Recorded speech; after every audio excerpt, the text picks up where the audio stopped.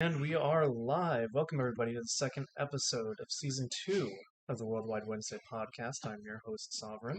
And I'm Shiny. And I hope you'll indulge us for a little bit because we're going to try something new here. We're going to try to see if we can get stream up for us. That way we don't have to constantly switch back between YouTube and Twitch here. So if you want to just introduce the topics that we might be talking about today, we can go ahead and move forward with that. Yes, so our topics for today is the following.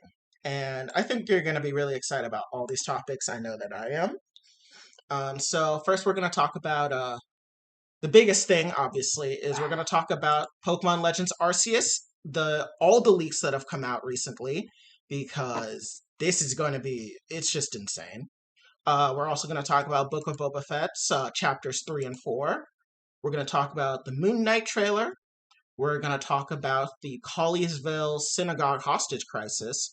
And lastly, we're also going to talk about Microsoft buying Activision Blizzard.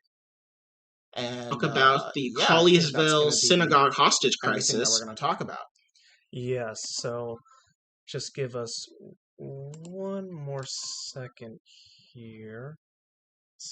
One more second here. One more second here. One more second here. One more second here. One more second here. One more second here. I want to start with Pokemon. This has been absolutely insane. Originally, we were just going to talk about the trailer that came out last week. But then all of a sudden, the leaks started coming out because people freaked or stole it or illegally bought it. Whichever way you did it, it's happened and now it's out. It's a lot. And I, luckily, was able to get into a Discord live stream, which allowed me to actually watch some footage before it was posted on Twitter. This was a live stream that was this was a Discord live stream that was live streaming the Horde Leaks that were streaming the game and having all the leaks. And we'll get to Horde Leaks when we get there. So, but yeah, we'll get to all night. He's been texting me all throughout the night about this. So obviously the excitement is high. I guess the first thing that we want to touch on first is the new Pokemon forms. Yes.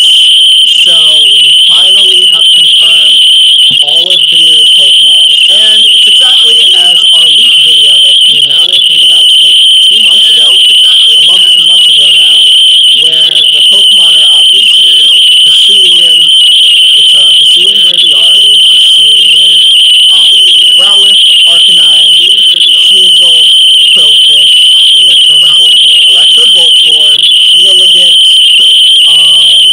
Actually, hold on 1 second. I'll just show you. I don't need to recite this.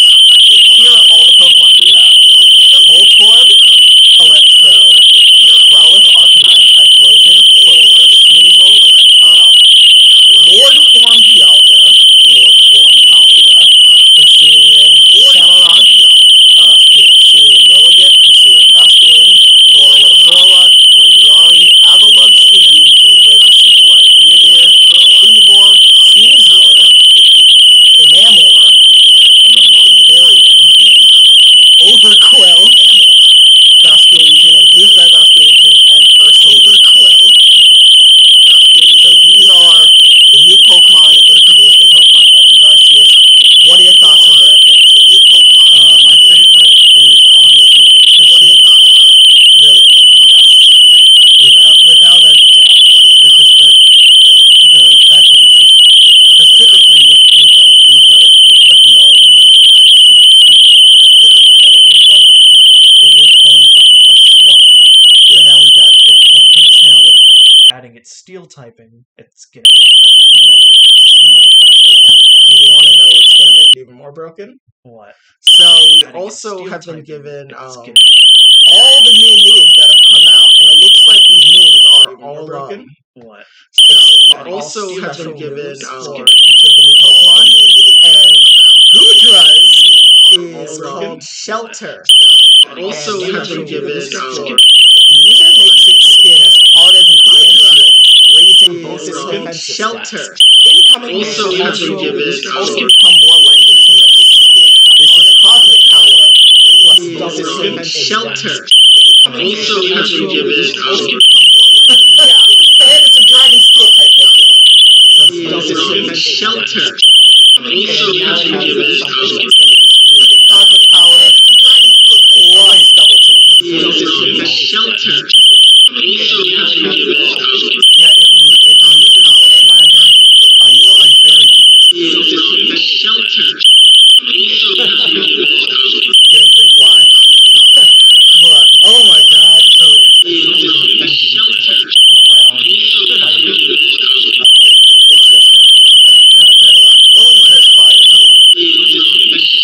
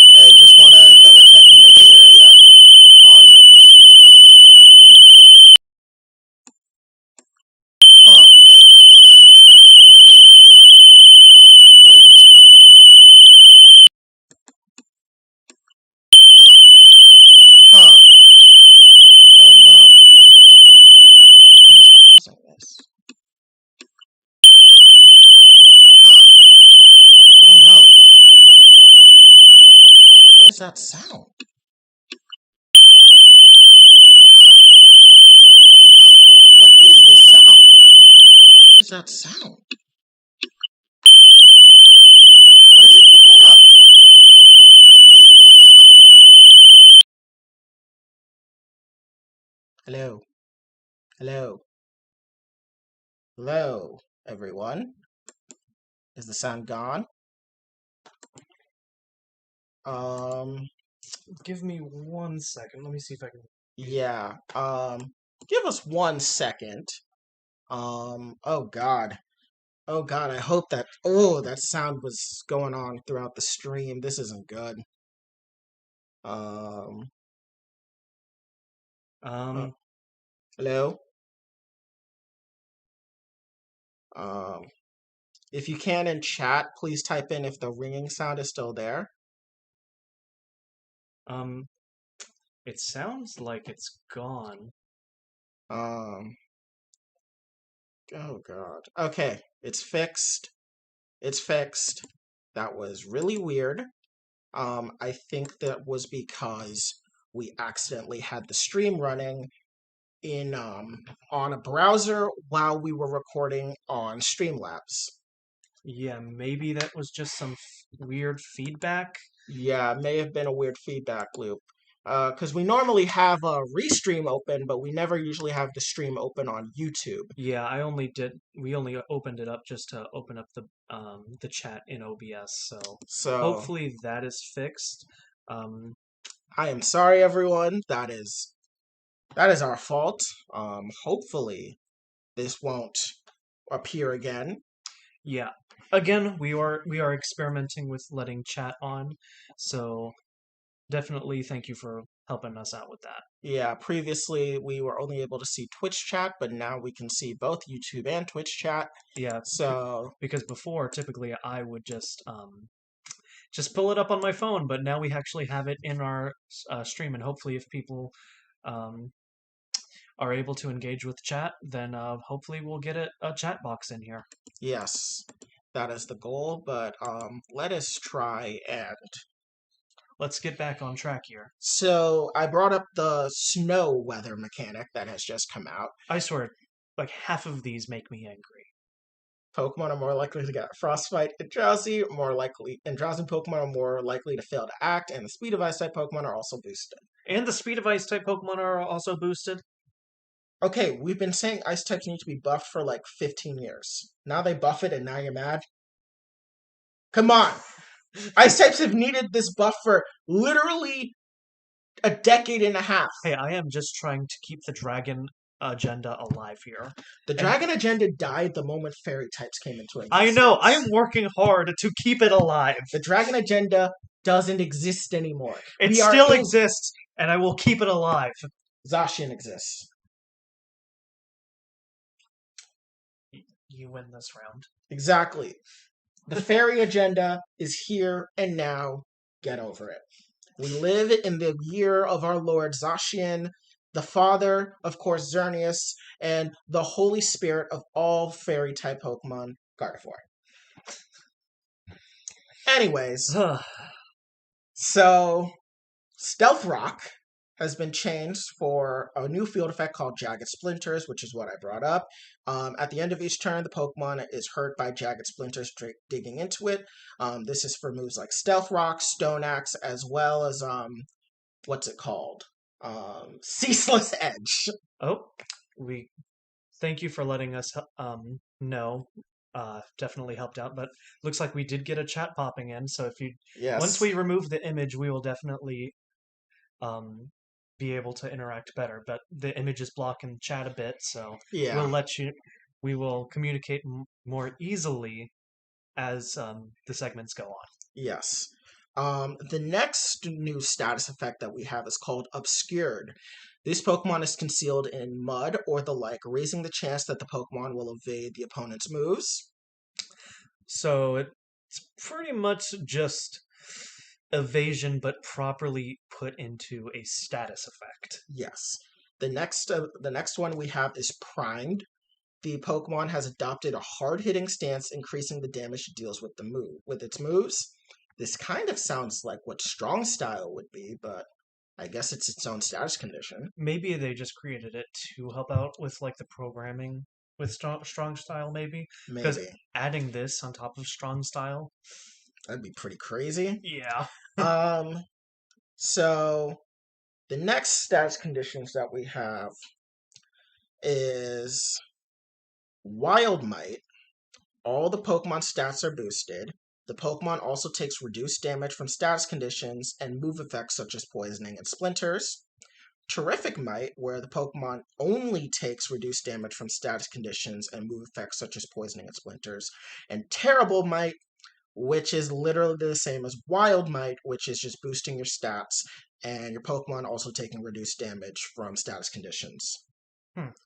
So I believe Wild Might, Terrific Might, and Terrible Might are all going to be status conditions for the Noble Pokemon. that's what it sounds like. Because in It, battle, these would be pretty dumb. yeah, it Like reminds me. it sounds a lot like Yeah, they're using these to like because the main point of the noble Pokemon is like you don't battle them, you just well, you battle them, but you don't solely battle them. right. Like your first interactions will be just avoiding their attacks and trying to calm them down. Yes. So I think that's what the purpose of these status effects are. Yeah. So because when I first heard them, that pretty much sounded exactly like what it would be. Yeah. And so it's kind of like how the totem Pokemon in Sun and Moon were, where they got increased stats. So it's like that. Um, Now, I want to talk about some of the things that I saw in the live stream that may or may not be common knowledge because the leaks are out and it's very hectic. So, the Pokemon trainer Volo, he is Cynthia's ancestor, and he is the first battle that you have, and he battles you with the Togepi. You can get hit by the Togepi in battle. You have free range of movement in Pokemon battles. Actually, even in trainer battles, the Pokemon trainer can run around, meaning yes, you can get hit by the Pokemon. Do they impede moves at all? I would assume they don't. No, from what I saw, it was both the Oshawott and the trainer got hit by tackle. That's funny. That is very funny. Yes. Like you could probably like when you like very high level and you just step in front of your like Bidoof while a Garchomp rages and it hits both of you. Yeah. So here are some other things. There's an area called Aspiration Hill that you first go to in the beginning of the game, and this is part of the Obsidian Fieldlands area. Other things to bring up is that you are a time traveler in this game. So the way the game starts is that you are actually taken from somewhere in the future. It's either Kalos for the male or Alola for the female, given the t-shirts that you're wearing. And Arceus just straight up kidnaps you. And part of that kidnapping is he transforms your smartphone that was with you whenever it happened. Your smartphone gets transformed into an ARC phone, and yeah, you get sent straight into the past. And you wake up and you fall out of the sky, and it's very Pokemon Mystery Dungeon-esque. Right. Like, the way the intro is very much sounds like how you get talked to by Bulbasaur, I believe, in the first Pokemon Mystery Dungeon game. It's very much like that. Yeah. Arceus straight up tells you as well that words are in my head, and I need to say them out loud. Arceus says that you need to complete the entire Pokedex if you are to battle it. Oh. Yes, and when I say Arceus says this, I do mean Arceus does speak words to the player. Huh. That is very interesting. Yes, so this is really like Arceus, as this really goes as like Arceus is God, really, because he can transform futuristic technology, and he can also just straight up just talk to you in basically telepathically, and he kidnapped you through time and space. Yeah. There's another time traveler in the game as well, and this is surprising. It's Ingo from the Battle Subway in Pokemon Black and White. That is the most random choice ever. Yeah. Like what makes you choose Ingo? Like I'm not even like trying to split hairs between Ingo and Emmett here. Just why Ingo of all characters. You could have chosen anybody.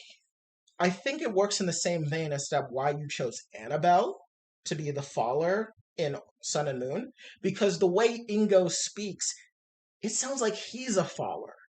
He says he fell out of a wormhole into the sky and he has no memories. And so he joins the Pearl Clan and he's now one of the Wardens. But this is actually the Ingo from Black and White and Black and White 2. It is Ingo. Like, they straight up say that, like, this guy fell from the sky like you did. So, there's other time travelers in this game. Time travel is gonna make this so weird, especially with, like, the split universe theory. I mean, we've had time travel before with Celebi in Heart Gold Soul Silver, as well as the various Fallers being taken from different points in time for Ultra Sun and Ultra Moon. Yeah. So this is the part where it's like the big part of the plot, like you are involved 100%. This is going to be your main campaign throughout the entire game. Of course, with Heart Gold and Soul Silver, it was done through a mystery gift and side quests and other games. Yeah. So this is going to be really interesting. Like, when I saw Ingo, I was very surprised. It was like, really? It reminds me of when they brought Grimsley and Kolrez back for Sun and Moon and Ultra Sun and Moon. Yeah, Grimsley was a very weird choice. I mean, yeah, like he's like the one where he's the one character in the Elite Four from Black and White. Was it Black and White? Yeah, no, he's the Dark type Elite Four member in Black and White. He has the one line that I remember so consistently. Yeah, you know the line I'm talking about. Like, which one is it? I don't actually remember many of the lines. Like you can the line I remember, and I only remember this because I used it in a high school yearbook quote. Yeah, it was sometimes when you flip heads or tails, sometimes the coin may never land. Okay. Which it's actually pretty funny because Grimsley is actually canonically a gambling addict. So that's actually really funny. I think that's actually the reason he's in Alola, was to get over his gambling addiction. But yeah, having Ingo is really interesting. He also has grown a goatee.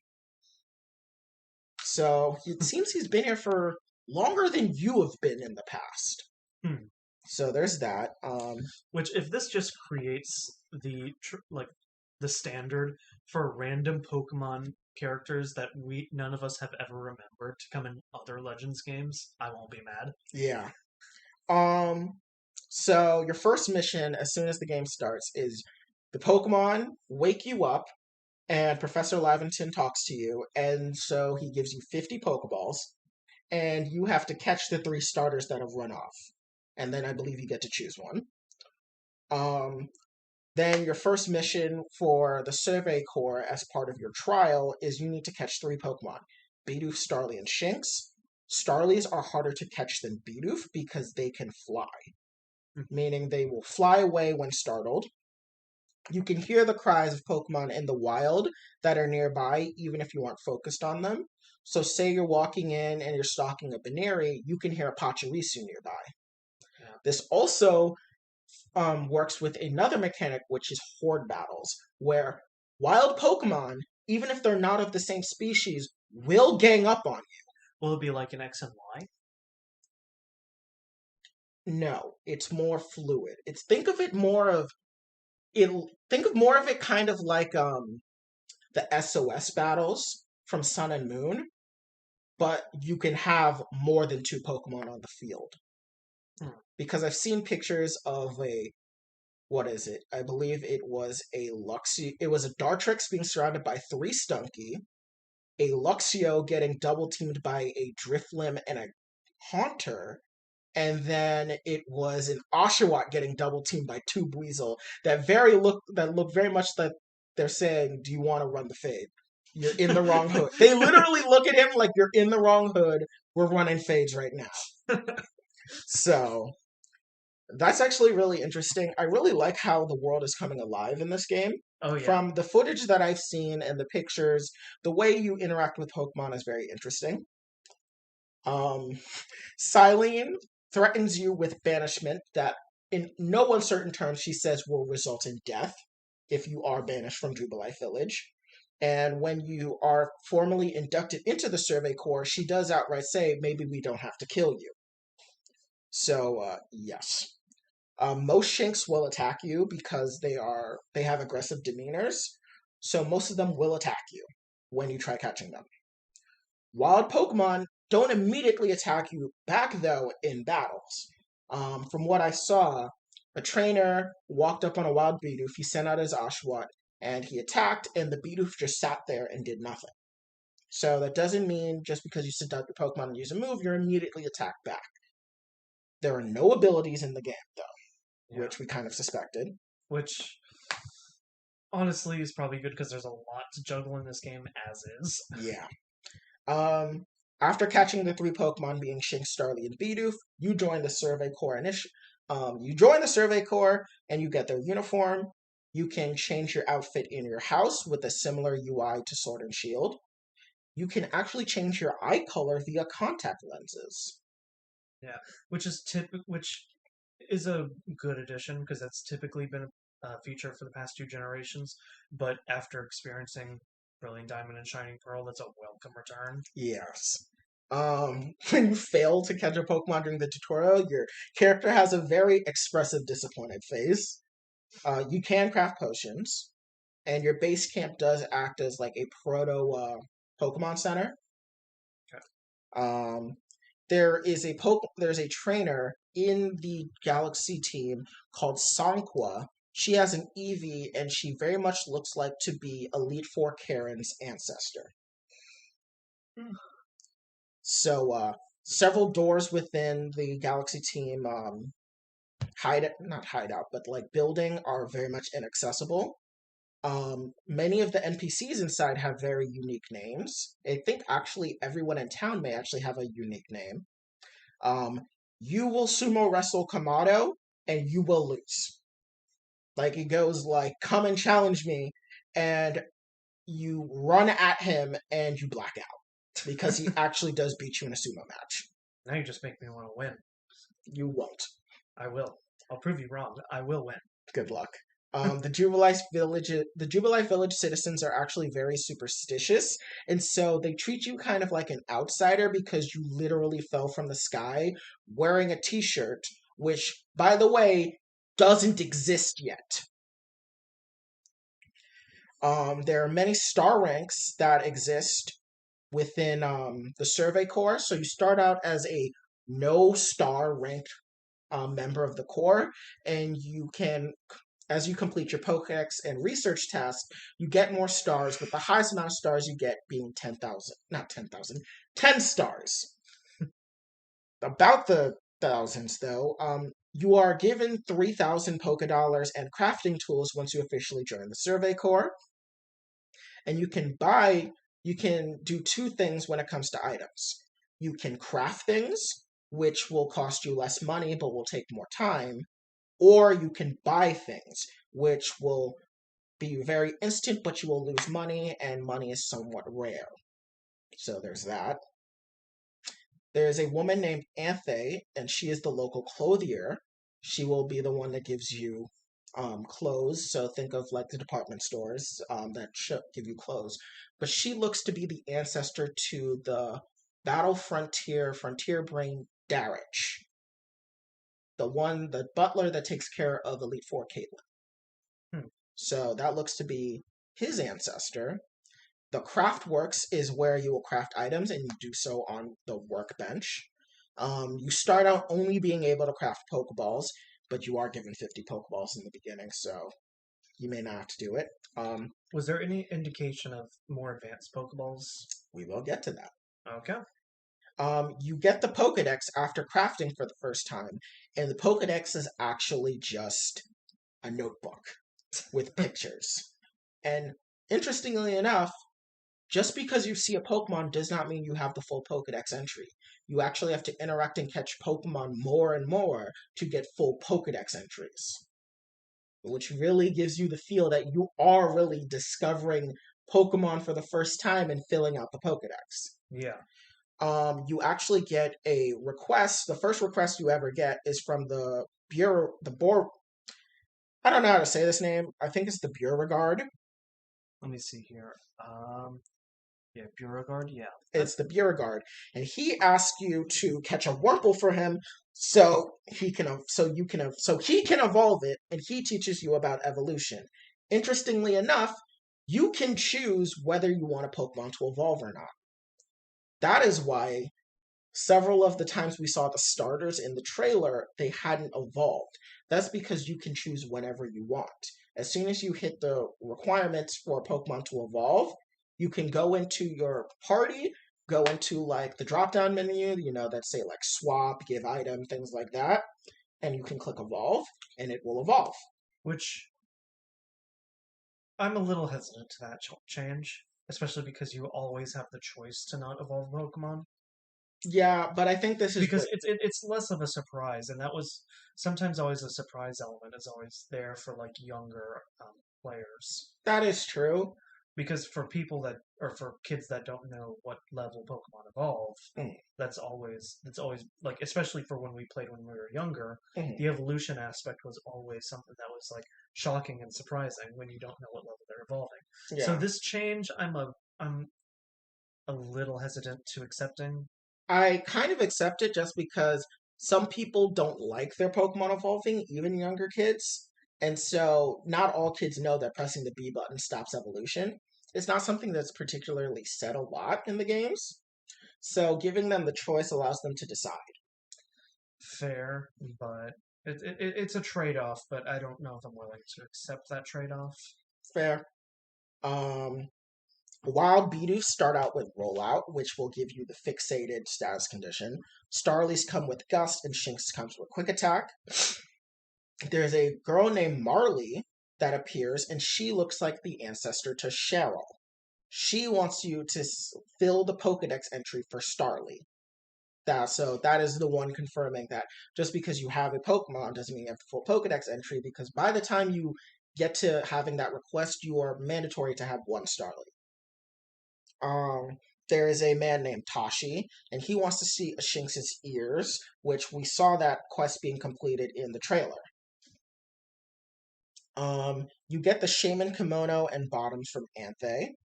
There's an NPC named Edith that does hairstyling, and you can send out your Pokemon whenever you want, whether it's in Jubilife Village or if you're in the what's it called, just in the wild. You can drown. Which It has been noted several times that the Pokemon protagonist can't swim, and this game makes it explicitly clear you still can't swim, because if you jump into water, you will drown and you do die. You will have to respawn. I don't think it's actually shown that it's like, oh, you passed out and someone brings you out and gives you CPR. It just kind of fades to black and you kind of just respawn. So yeah, you still can't swim. You gain research points by battling and catching Pokemon, and you actually get to see how many Pokemon you've caught whenever you catch them. So say you've caught a Shinx, on the top screen it will say you have caught 7 Shinx. So there's that. Ray/Akari, which will be the alternate gendered like main character to you, they will teach you how to dodge, and you can dodge by using the Y button. The X button is what helps you open your Pokedex. Using ZL will help you focus on Pokemon. You do take fall damage. That is another way that you can die. Yeah. Is if you jump from too high of a ledge, you just die. Yeah. Fall damage is a thing. It sounds like it's trying to make you more of an important player rather than just your Pokemon. Like it's trying to involve you as a character more. Yes, it definitely makes you more of a part of it. You can open your Pokedex in battle by doing ZL plus down. Huh, I wonder what the use for that is. I'm not entirely sure yet. But it's an interesting feature, but I'm sure that it has its uses. Yes. There is first-person view, but it is not toggleable. You have to hold down, I believe it's ZR. You have to hold down ZR the whole time if you want to stay in first person, and there will be some instances that will immediately pull you out of first person. Huh. I'm sure if we complain enough, that we can get it as a toggleable thing. Or maybe it'll be an update. I doubt it. I think they'll just do it in Gen 9. Yeah. When has Game Freak ever made quality of life changes mid-game? We've only just started getting DLC in Sword and Shield, and they didn't give us quality of life updates. Fair enough. Yeah, your Arc phone is just a smartphone. So we have new Pokeballs, and I want to show them on screen, which are the following. So we have a regular Pokeball, which is right here, a Great Ball, Ultra Balls. Then we have the Feather. We have the Feather, which I believe it's this one in the middle. We have the Wing Ball, and we have the Jet Ball. Then we have the Heavy Ball, the Laden Ball, and the Gigaton Ball. And then And the heavy. So yeah, we have Heavy, Laden, Gigaton. I want this red ball. I believe is the Cherish Ball. yeah, from the looks, it looks like a Cherish Ball. It looks like Cherish Ball, and then this modern-looking Pokeball is called the Origin Ball. That's probably given me to catch Arceus. If I'm Yes. not, if I'm, It sounds exactly like it's supposed to be for Arceus. I mean, he's the origin of all things. Blessed be that name. see, no, I am a full-on Rhyhorn supporter all the way. Listen, there's only Or four Pokemon. Rhydon. Yes, there's only 4 Pokemon you can ever worship. It's Rhydon, Bulbasaur, Mew, and Arceus. I'm all the way on Rhydon. You're a fucking heretic.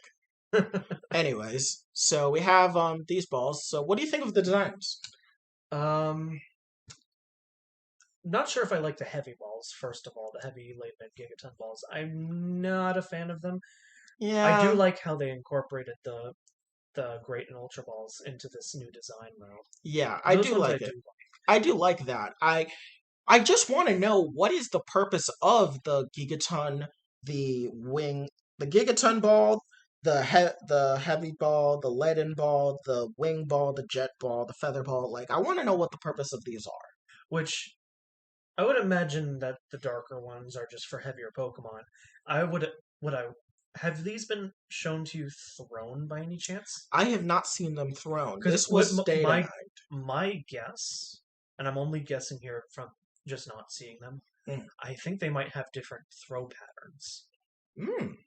I haven't thought of that. Because we have 3 different, like, flying type adjacent Pokeball designs. Yeah. So what I'm thinking is that they have to have different throw mechanics, I believe. That would be interesting. I haven't heard anything about new throw mechanics, but I would not be surprised. Or not mechanics, but like throw patterns. Yeah, I know what you mean. I actually haven't thought about that. You may be right.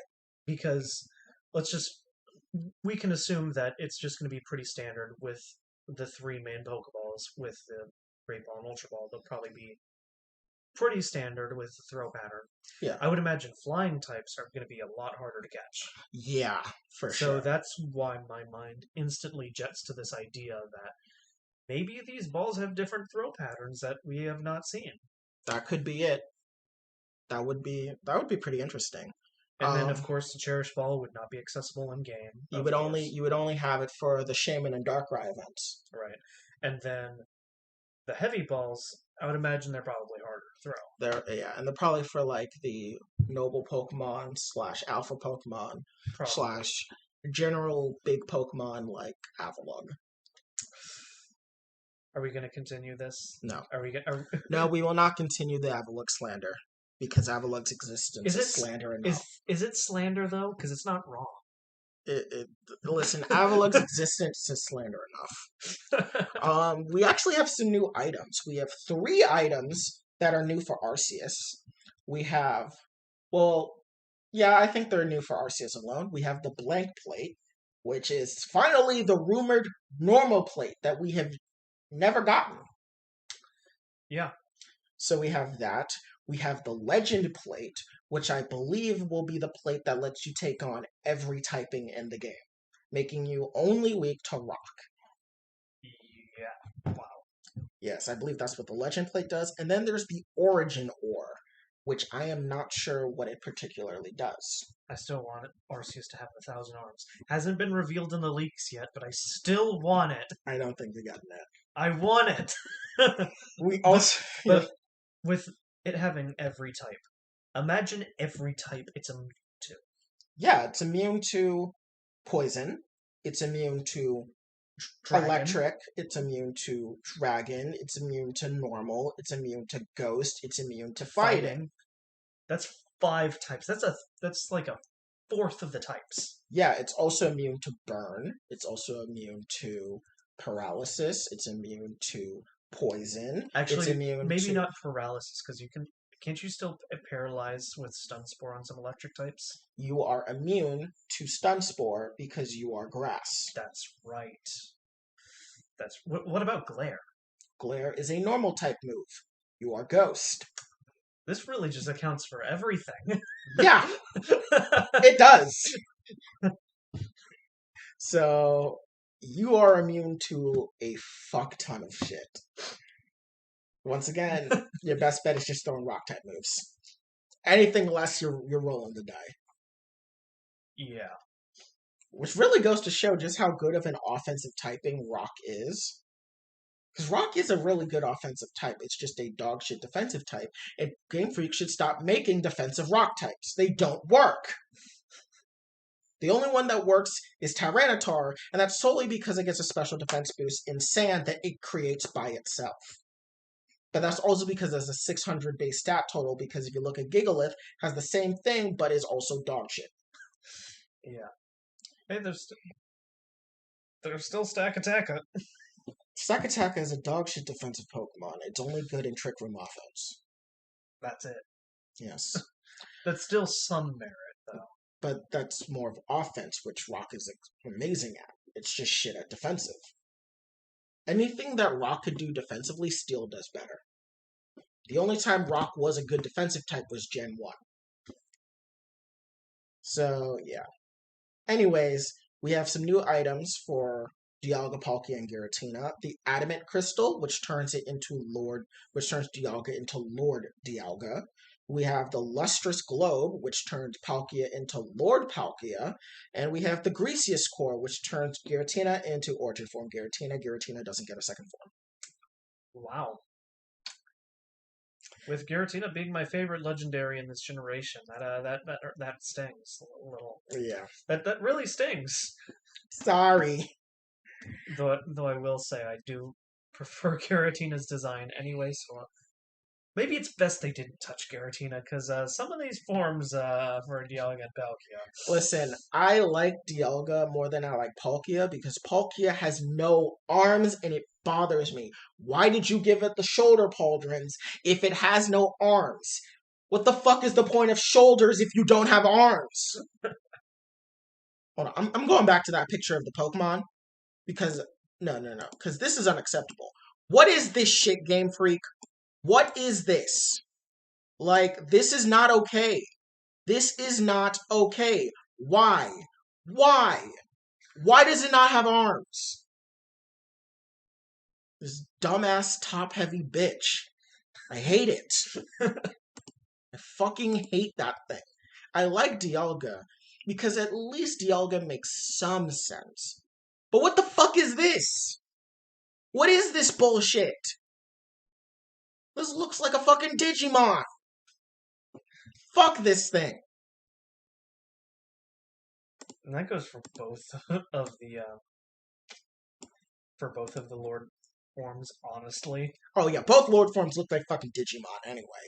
But I at least like Dialga. I do like regular Dialga more, because Dialga is my favorite legendary Pokemon. So I like regular Dialga more.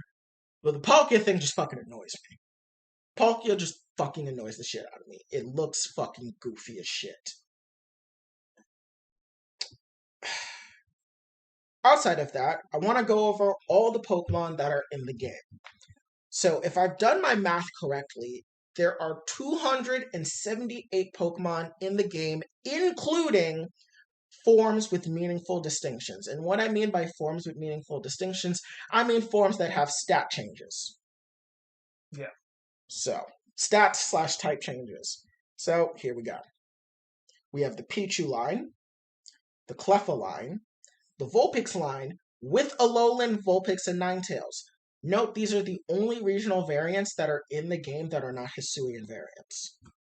There are no other Galarian forms, and there are no other Alolan forms in the game. Just Vulpix and Ninetales get their Alolan forms. Which is very weird. It is. Because, well... Actually, there is a lore reason. And it is because we are told by Professor Laventon that before Vulpix was found to be an Alolan Vulpix, they called it by a different name. Whose name I forgot to write down, but I will find after I read this list. We have the Zubat line, the Paris line, the Psyduck line, the Hisuian Growlithe line, with, I believe, no regular Growlithe in Arcanine, the Abra line, the Machop line, the Tentacle line, the Geodude line, the Ponyta line, with Rapidash has a new shiny form. It now has the purple flames instead of the gray flames. The purple flames to match its original gold, silver, and crystal shiny. Huh. So, I actually like the purple flames more than I like the gray flames. The gray flames never looked nice. They never really did look nice, so I think the purple flames are just much better. Yeah. We have the Magnemite line, the Ghastly line, the Onix line, the Hisuian Voltorb line, but we do not have any regular Voltorb or Electrode. We have Lickitung. We have the Lickitung line, the Rhyhorn line, the Happiny line, the Tangela line, the Mime Jr. line, but no Mr. Rhyme. We have the Scyther line, plus Scizor. Scizor is in the game. We have the Elekid line, the Magby line, the Magikarp line, which Magikarp, they fucking massacred. It looks like, have you seen the movie Rango? Yes. You know his fish friend? Yeah. That's what Magikarp looks like. It looks like the fucking fish from Rango. They did my boy dirty. It fucking is weird. It may look better in motion. Like, mind you, I don't like some of the designs of the new Pokemon, but I do admit that we are seeing them in their worst possible form. When these things are actually shown to be moving and actual scale is given, I believe they will all look tremendously better. Including the doofus that is Palkia and the absolute worst Pokemon in this game, Avalok. So you said we were going to stop. I couldn't help myself. We have the Magikarp line. We have the Eevee line, including Sylveon in this game. The Porygon line. Which is very weird for lore reasons. No, it's not, actually. Porygon and Rotom come through the same wormholes that you and Ingo come from. They are very confused when they land in Hisui. You will find wild Porygons, and they will appear via wormholes. Huh. So that is how you will encounter Porygons, Porygon 2, and Porygon Z. So they did take into account why those Pokemon would be there. Yeah, that is very strange. Yeah, it looks like Arceus is just like, I don't know, maybe I'll fuck around with the timeline. Feeling kind of cute. So we got the Munchlax line, we have the Cyndaquil line, but no regular Typhlosion. The Togepi line, the Bonsly line, the Aipom, Yanma, Murkrow, Mischievous. We have Unknown in all of its forms. We have the Gligar line, we have the Quillfish line, but no regular Quillfish. Heracross, Sneasel line, with Weavile in the game, and regular Sneasel being in the game. Okay. So that's pretty good. The Teddiursa line, Swinub, Remoraid, Mantike, Stantler, Wurmple, Ralts, Nosepass, Badoo, Barboach, Duskull, Chinglin, Snowrunt, Spheal, Turtwig, Chimchar, Piplup, Starly, Bidoof, Kricketot, Shinx, Cranidos, Shieldon, Burmy, Combee, Pachirisu, Weasel, Cherubi, Shellos, Drifloon, Baneri, Glameow, Stunky, Bronzer, Chatot, Spiritomb, Gibble, Riolu, Hippopotas, Skorupi, Krogunk, Carnivine, Finian, Snover. All those families are in the game. All 6 Rotom forms are in the game, presumably will also come via the way that Porygons come through. Uxie, Azelf, and Mesprit in the game. Dialga, Palkia with both forms. Heatran's in the game. Now this part is actually really interesting. Regigigas is in the game, but Regirock, Regice, Registeel, Regidrago, and Regieleki are not in the game. That is very weird, especially with how you typically awaken Regigigas in most games. Exactly, but you want to know what's even more weird? Regigigas is available in a game with no abilities. Huh. Yeah, that's kind of busted. Yeah. I mean, seeing the neutralizing gas strategies with Regigigas, which were on paper kind of stupid, but in practice pretty viable before, we got to the restricted formats. Having a Regigigas that just straight up doesn't have to deal with any of its downsides is going to be pretty interesting to battle.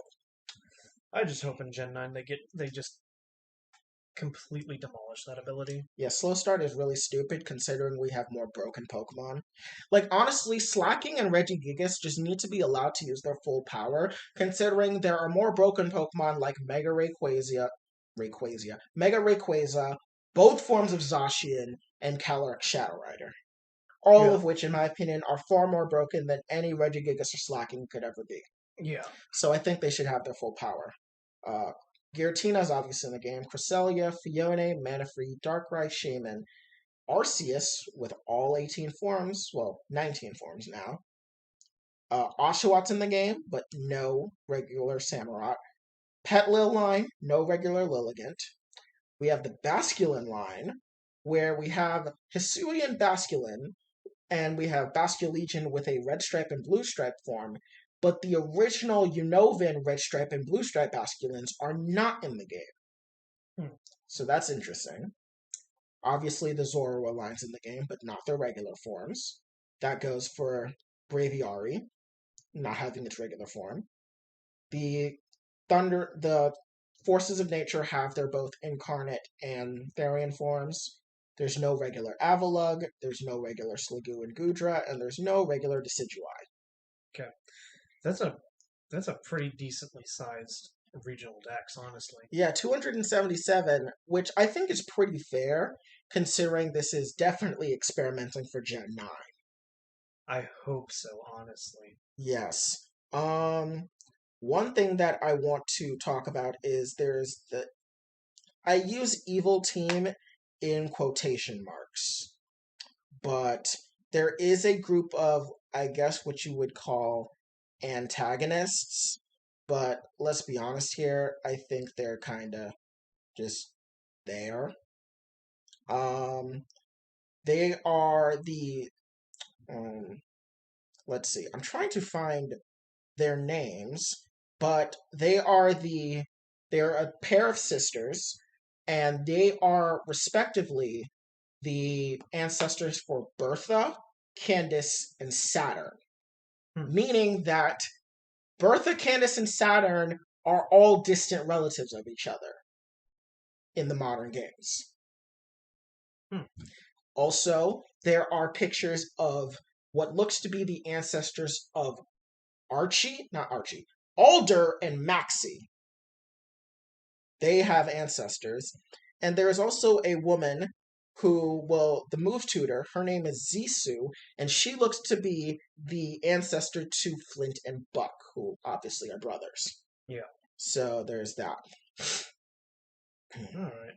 Anything else we want to add on? Because we're at about an hour. Yeah, this was... there has been, since we've started streaming, there's been more things that have been revealed, such as what some of the moves look like.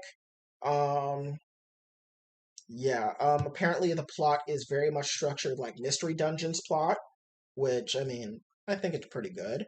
Now, the main thing I want is does it have Mystery Dungeon quality music? Well, at this point, we've mostly heard from trailers, just variations of Gen 4 music, which haven't been bad. Yeah. They've been pretty good. Yeah. Triple Arrows is a fighting type move. And it does look like you can have 2v1 battles.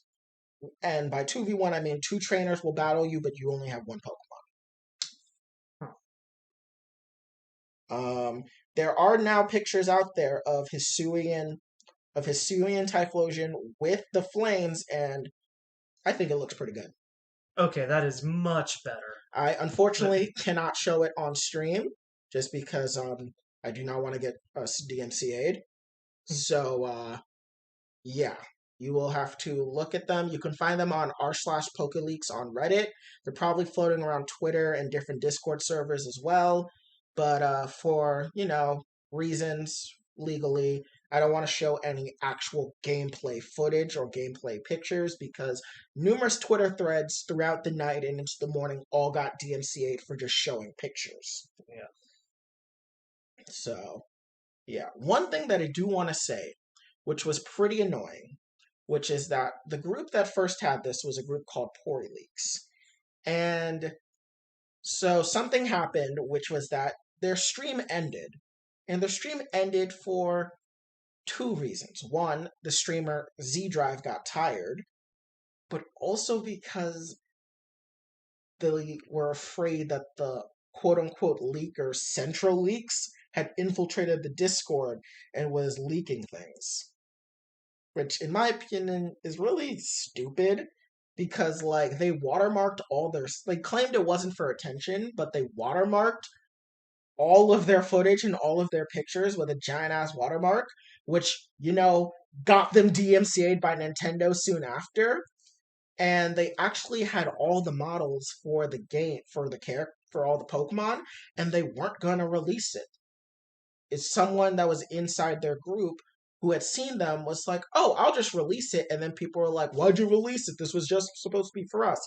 So I think that's really shitty. And I have to say, listen, if you're a leaker, stop being such sanctimonious, self-important assholes, okay? You're leaking a children's game. You're not dealing with the fucking Da Vinci Code. There's no brownie points that come with, I'm the first one, because once it's out, everyone sees it. If you leak the game, but don't try and act like you're going to be the cool kid in high school again. I just wanted to say that because when I was trying to collect the notes and try to get all my information straight for this segment, I was very annoyed in finding that some of this information was being gatekept by randos on Discord that wanted to have their 15 minutes of fame. Yeah. It was very annoying for setting up this segment. So I just wanted to have a mini rant about that. I believe the Pori Leaks Discord has now gone completely private. If not, it's definitely not going to be giving out much information anymore. The best you got to look for is look at the Riddler coup on Twitter, Central Leaks, Eclipse, and there's probably some live streams going on YouTube, Twitch, and other miscellaneous streaming sites. Right. So just to wrap up all of our thoughts. A lot to talk about for sure. Definitely an overwhelming amount to process for sure. And this is a continually developing story. Yeah, but I'm honestly excited to play this game. Same. I'm also really happy that, despite everything, we don't know what the story is. All we know is you're a time traveler. There's other time travelers, and you need to catch all the Pokemon to see Arceus, but there's no talk of what you're supposed to do in between. Yeah. Like, you will have to battle the Wardens, but... And there is the Diamond and Pearl clan, but so far I haven't seen anything about what they mean for the story. Even the evil team, which consists of the ancestors for Bertha, Candace, and Saturn, we still don't even know why they're there. Yeah. We also don't even know what Ingo's doing, and if there is another time traveler that's in the Diamond clan for that matter. Yeah. So, overall, I'm really hyped. Yep, definitely gonna keep my hype, or not gonna keep my hype contained for this game. From what I've seen, this is a game definitely worth buying, in my opinion. It definitely shows that Game Freak really wanted to go all out on this. And also returning to help with development is Monolith Soft, who will help work on Sword and Shield.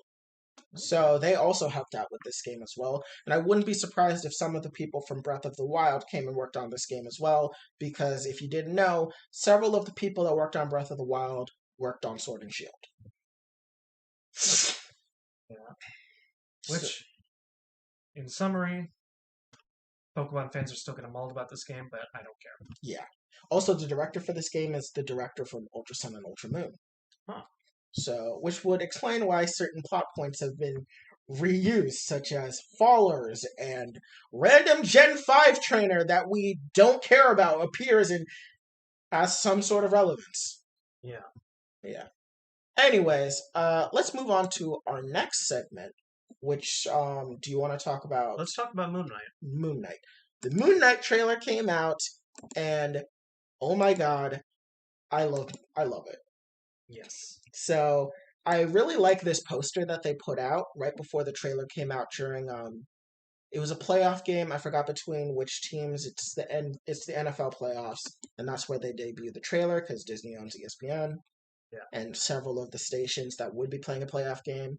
So they released this, and I really like this poster.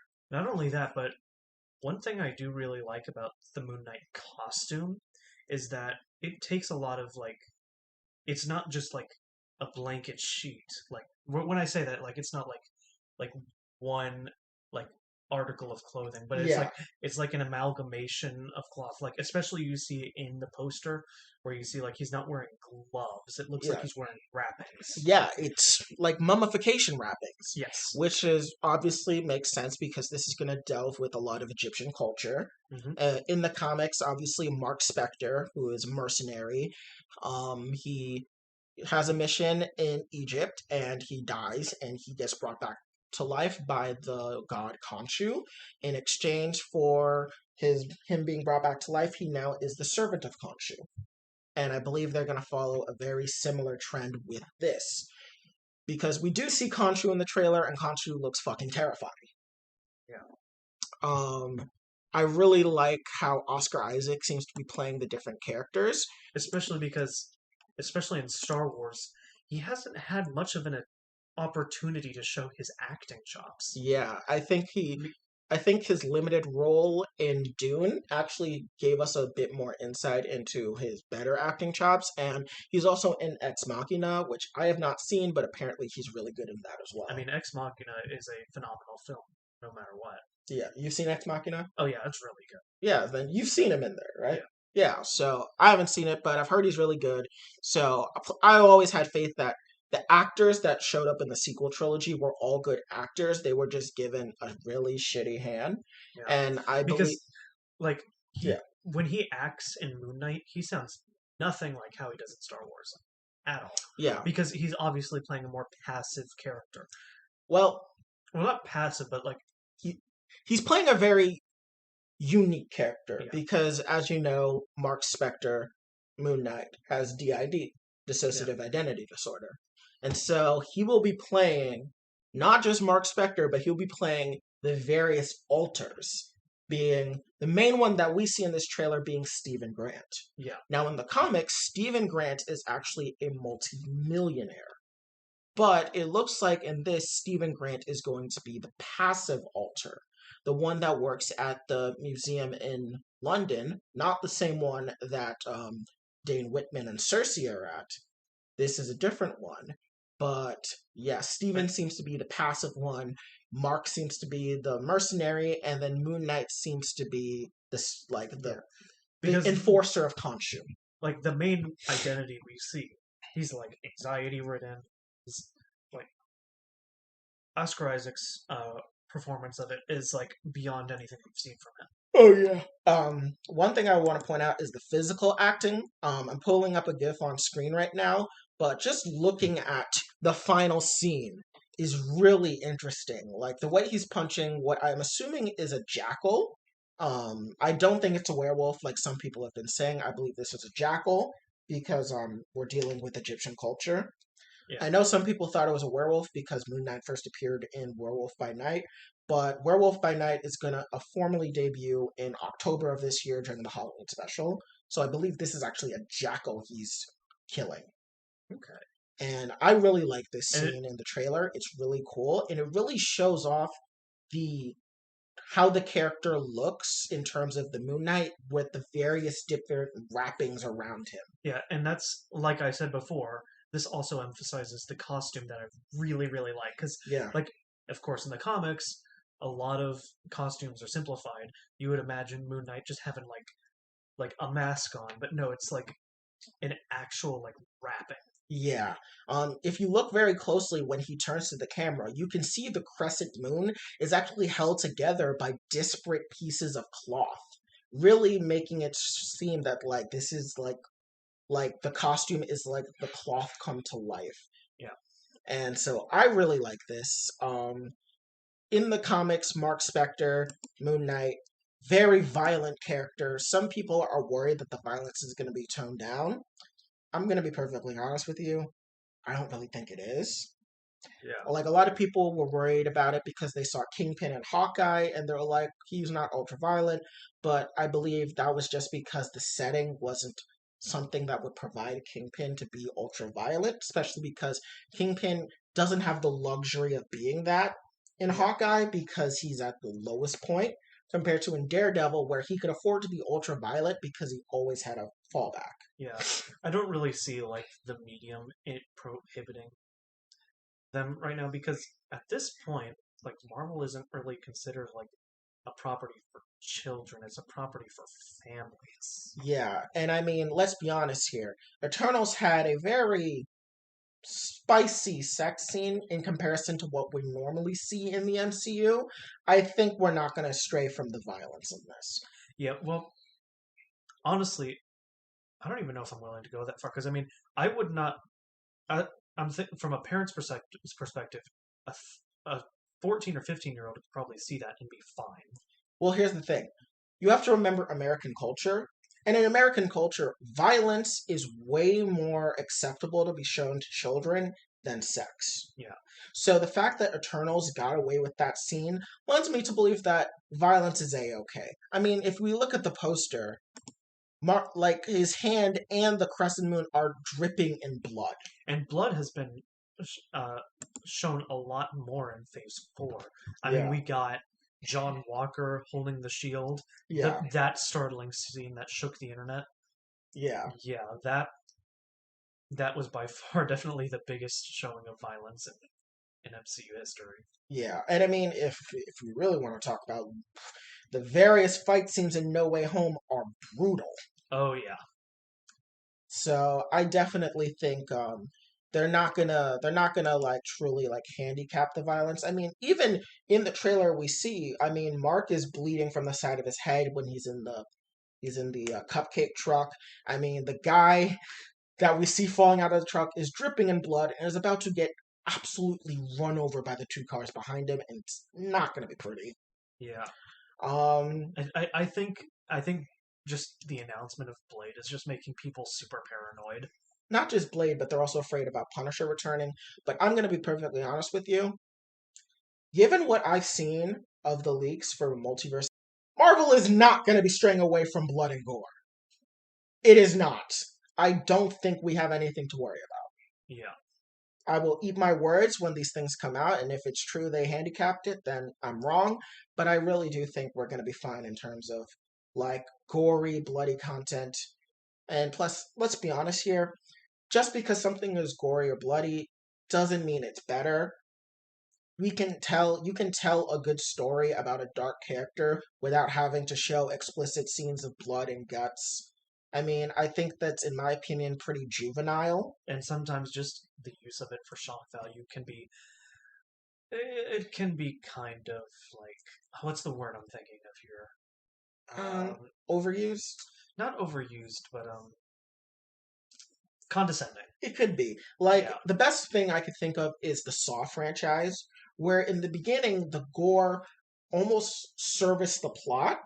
But by the time we got later on into the franchise, the blood and the gore just seemed there to be torture porn and didn't seem to be in any way servicing the plot. Yeah. Like, I think some people think blood and gore means good, and I just disagree. I think it's pretty juvenile if it's not in service of the plot. Yeah. It's Like, the same way I feel about fan service. Fan service could work if it works in service of a plot, but most of the time it's very juvenile and it doesn't actually contribute anything in terms of character development or plot Yeah. progression. Like for example, like for the example of blood, like I said before, the scene with John Walker holding up the bloody shield. Yeah. That works. That works really well because it's showing that this is bad. This is blood on a symbol that is supposed to represent peace. And I say peace in quotation marks because Captain America is a very violent person and very much has done many violent things and has killed many people. Yeah. But it's supposed to be a symbol of peace. And then, as far as fan service is concerned, take any example ever from anime. It's typically it's juvenile. It's typically handled very unseriously. It's in my opinion, anime fan service is very juvenile. It's very degrading. It's not at all in service of the plot in any way, and it's very rare to find them to be in service of the plot. Yeah. Like, I mean, I even wince at things like in Metal Gear Solid 5 with Quiet, how she only has where she has to have as much skin exposed so she can communicate. But even then, that felt more like a post hoc justification for having a woman just walk around with a sniper rifle and a bikini. Yeah. But we're getting too far away from the main thing. I think Moon Knight is going to have the appropriate amount of violence and gore for what the series will be. Yeah. I mean, seeing that beatdown of the Jackal, I can only imagine we're probably going to get more close-ups. Yeah. And I do want to bring up, like, have you seen that one edit of, like, Captain America throwing someone into a building in, like, was it Age of Ultron or Civil War? Like, it was an edit of them throwing them into a building and then the body just splattered into blood. I have not seen it, but I believe that would have to be Civil War, because in Age of Ultron, I don't think we ever see Cap throwing people into buildings. Or bash them into a building with his shield. But I think that's either Winter Soldier or Civil War. I think it's Civil War, but there was an edit done where like they made Marvel super bloody, and it just looks so bad. Yeah, it's like no, he threw it like he threw him into a building, like where you just get thrown flat into a building wall, and then the body just splatters in blood. Yeah, which of course, like, physically doesn't make any sense. Yeah, I mean, I'll say the unpopular opinion. I thought the blood that was used in the Deadpool series of movies was, I mean, not gonna lie, I also thought it was pretty excessive and juvenile, because at certain points it's just stopped servicing and became more of a punchline. Which I think it kind of services his character, because his character... Oh, it services his character more, but at some points I thought it was just a bit much. Like the same example where some guy gets thrown into an interstate sign, and that was Brad Pitt. It was Brad Pitt's character. No. You're thinking about the one that got thrown into the electrical wires. Brad Pitt was the one that got thrown in the electrical wires in Deadpool 2? Yeah, he was the invisible guy, right? Oh, yeah, because you only see his You're face. thinking of the second movie. I'm thinking of the first movie. Oh, you're thinking of the first. I'm thinking of the first movie where the guy gets hurled from the car into an interstate line, or interstate sign, and his body completely splatters. Oh, that's during the car scene. Yes. Okay, now I know which one you're talking about. Yeah, no, that one was pretty excessive. Yeah. But anyway, back to Moon Knight. I think it's going to be really interesting.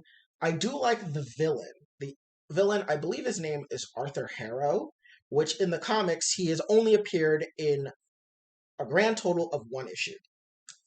He is an extremely minor Moon Knight villain. In the comics, he was his name is Arthur Harrow, and he's played by Ethan Hawke, which is a great actor. And Arthur Harrow in the comics is just a Nazi scientist that wants to experiment on people to find a cure for... He's trying to, like, numb... It has something to do with numbing his senses to deal with pain, and he's just a crazy Nazi scientist, which made sense back in the day because, I mean, Mark Spector, alongside many superheroes, is Jewish. In fact, Mark's father is a rabbi that fled from Germany during the Holocaust. And in the comics, that's the reason why Mark becomes a mercenary, or not necessarily why he becomes a mercenary, but why he's such a great fighter, is he was disappointed in his father for running. He believed his father should have stayed and fought the Nazis. So Mark becomes a boxing champion. He joins the Marine Corps. He joins Force Recon. He becomes a CIA agent. I mean, he then becomes a mercenary. Not exactly the most logical motivation, but he made it work. Listen, it was the comics, it was old, and let's be honest here. kind of makes sense in my opinion. Some people probably would feel that way. I mean, it's like from an internal perspective, yeah, it makes sense. It was probably a decision made in his early childhood. I'll say that much. Yeah. And so that's what we get. So Arthur Harrow in this is going to be really interesting because it's basically going to be a brand new character. I mean, Arthur Harrow's only appeared in one issue. So the actor Ethan Hawke based him off of David Koresh of the Branch Davidians. I presume you know about them. Waco, Texas? No. Oh boy! Branch Davidians were a cult, a very popular cult. They had a lot of guns, like a lot of guns. And they tried to get a tank, and they were an uber Christian where basically David Koresh was believed to be like the next like Messiah, standard cult shit, but there was a lot of child abuse of every variety by many of the adults. And so the ATF came in, botched the situation, and burned the whole thing to the ground, killing many people. It was bad. Mind you, I'm not one of those people that think, oh my god, the Branch Davidians did nothing wrong. If you say that, you're a fucking idiot. They were a cult and they were abusing children and they deserve to get shut down. But I also don't think the ATF should have handled it the way that it did, because while they did get a sizable amount of children out of there, David Koresh and several families that were still inside the compound burned to death because they loaded the place up with tear gas and then shot live munitions in there, and it ended up setting off fires. Yeah, not the best plan. Not the best fans from our illustrious federal government. But getting back on topic, we've got Arthur Morrow will be playing a David Koresh-esque character. And so we see that in Moon Knight when the scene in Germany happens where he has all of his followers kneel willingly, which I believe was purposely to juxtapose Loki making the Germans kneel unwillingly in the Avengers. Yeah, it's a pretty interesting comparison now that you make it. We also see from the Disney Plus Day trailer that Mark Spector will come out as an alter fighting the guards in Germany before Stephen Grant's alter comes back into main consciousness, and he's very surprised before he gets attacked by the armed guards that we see in this trailer, which will then cause Mark Spector to come out, steal the cupcake truck, and at some point, Stephen Grant will come back. This is something I have to bring up, because I'm hearing all of these ideas, and they're all amazing. I do like them, but in the back of my mind, I'm still expecting disappointment from these villains. Just because, like I said before, Marvel's villain sucks, and Spider-Man No Way Home put the standard up so high, it didn't just break the standard. It shot through and escalated up to the heavens. Which, to be fair, wasn't hard. It wasn't difficult at all. Like, you just had Willem Dafoe just come back on set, be Green Goblin, be his former self, and... I think this has the potential because I think they're also... I'm hearing all of everything you're saying. Yeah. And these are all great ideas. The inspiration for the character is good. Plenty of room to expand the character since there's only been one issue with him in it. Definitely a lot of room to create a lot of new elements. Yeah. But at the same time, I'm like, is there room at all to really top anything we've seen from Green Goblin, from Thanos, from Killmonger, from Loki, from Zemo? You're forgetting the best one. Purple Man. And from Kilgrave, you're right. So I do think we have the potential because since Arthur Morrow has only appeared in, Harrow. Let me say that name again. It is Arthur Harrow, correct. Since he's basically a blank slate of a character, they have a lot to work with. And I think it will be interesting dealing with a cult leader because it's not just going to be a random cult. This is going to be one involving gods. I Yeah. think they're going to pull inspiration from the Moon Knight villain Sun King. And I think this is going to be because we see in the trailer that Arthur, when he talks to Steven, says you have a lot of chaos inside you, meaning he probably can see that there is something mystical about Yeah. Steven slash And Mark. And that may be how the cult works, is a very mystical cult, where we may see someone that's very depraved, or maybe even he is not the villain, he is the avatar for the villain, which is another Egyptian god. yeah. This Like one being, I believe, Ra. yeah. Like there's definitely a lot of room to improve, you're right. But especially with like it being a whole show dedicated to him just that rather than just one issue. Yeah. So I am definitely because I'm liking what I'm hearing, I'm definitely gonna keep my hopes up, but they are very tempered. Yeah, but we'll see. We'll definitely see. I definitely think that with the cast that we have, it may work. Another thing is that so if you have subtitles on at the end of the trailer, when the woman calls and says like, "I thought you were dead, Mark. Like, what's wrong with you?" That is cited as a woman named Layla. Now, in the comics, there's only one particularly important Layla, and that is a mutant that was created during the House of M story arc, who could resurrect someone from the dead at the cost of their soul. And she helped bring back the memories of many of the Avengers and X-Men who lost their memories when Wanda went crazy and basically rewrote reality trying to get her kids back. So potentially, this Layla character, if she's supposed to be Layla Miller from the comics, may end up getting mutant powers as a result of whatever happens in Multiverse of Madness. Yeah. So there's that. Do you think any other characters from a other show will show up? I don't know if there's much potential for it. I mean, It'd either be like Black Knight or Blade, because Midnight maybe Suns. maybe Blade, but I don't think that. See, I don't think this will be like Hawkeye, where got like so many cameos because Oh yeah, I don't think this will be cameo heavy.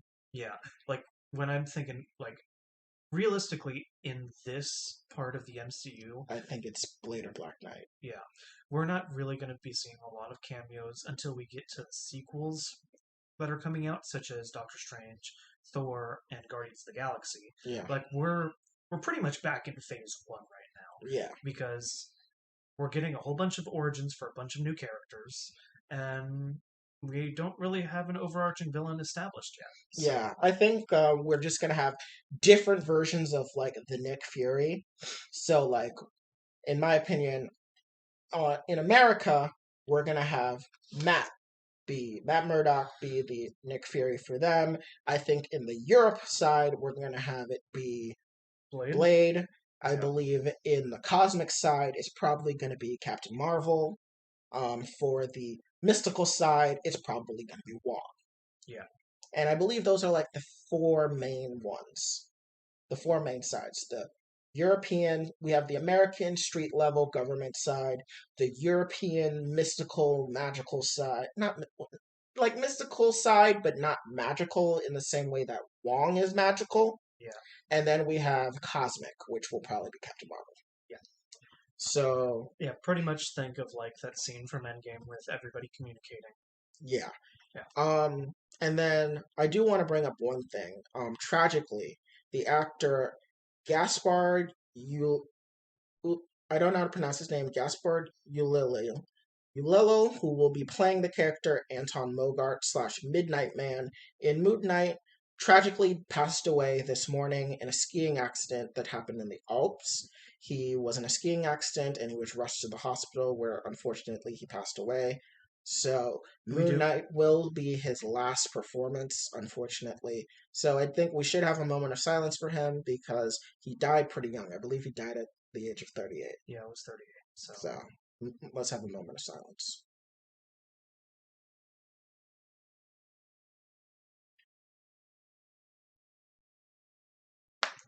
Yeah. okay, yeah, it's So very depressing news for sure, especially because he's so young. and also like so unexpectedly. Yeah, Yeah, it was a skiing accident. I mean, it's just really sad.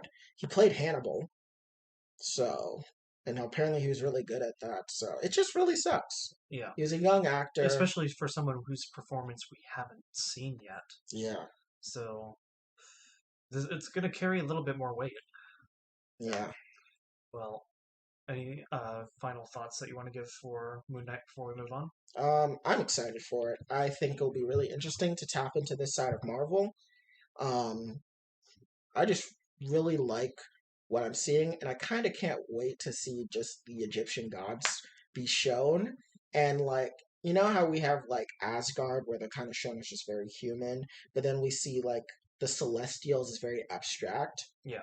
I want to see these gods as like horrific figures. Yeah, because like it's hinted that like they aren't even like in Agents of Shield, even though this isn't really carried out throughout the rest of the MCU. Like it's implied that they aren't really gods; we just call them gods. Yeah, But with the Egyptian gods, like they could they could be like a different nightmare. yeah. Yeah, So that's going to be really like interesting. because like Greek and Nordic mythology is completely different. Yeah, than So Egyptian. than Egyptian mythology. So who knows what could happen? Because Yeah, especially with all of all of the Egyptian gods potentially just having people as their avatars. mhm, Who knows what could happen? yeah. But I Our, think our next segment is going to be on Book of Boba Fett, chapters 3 and 4. and MCU show's got nothing on this. I'm just gonna Oh yeah, no, no. open the Let's segment be like that. honest here. I said it last week, and I'll say it again this week. Star Wars Disney Plus show shits on Marvel Disney Plus shows any day.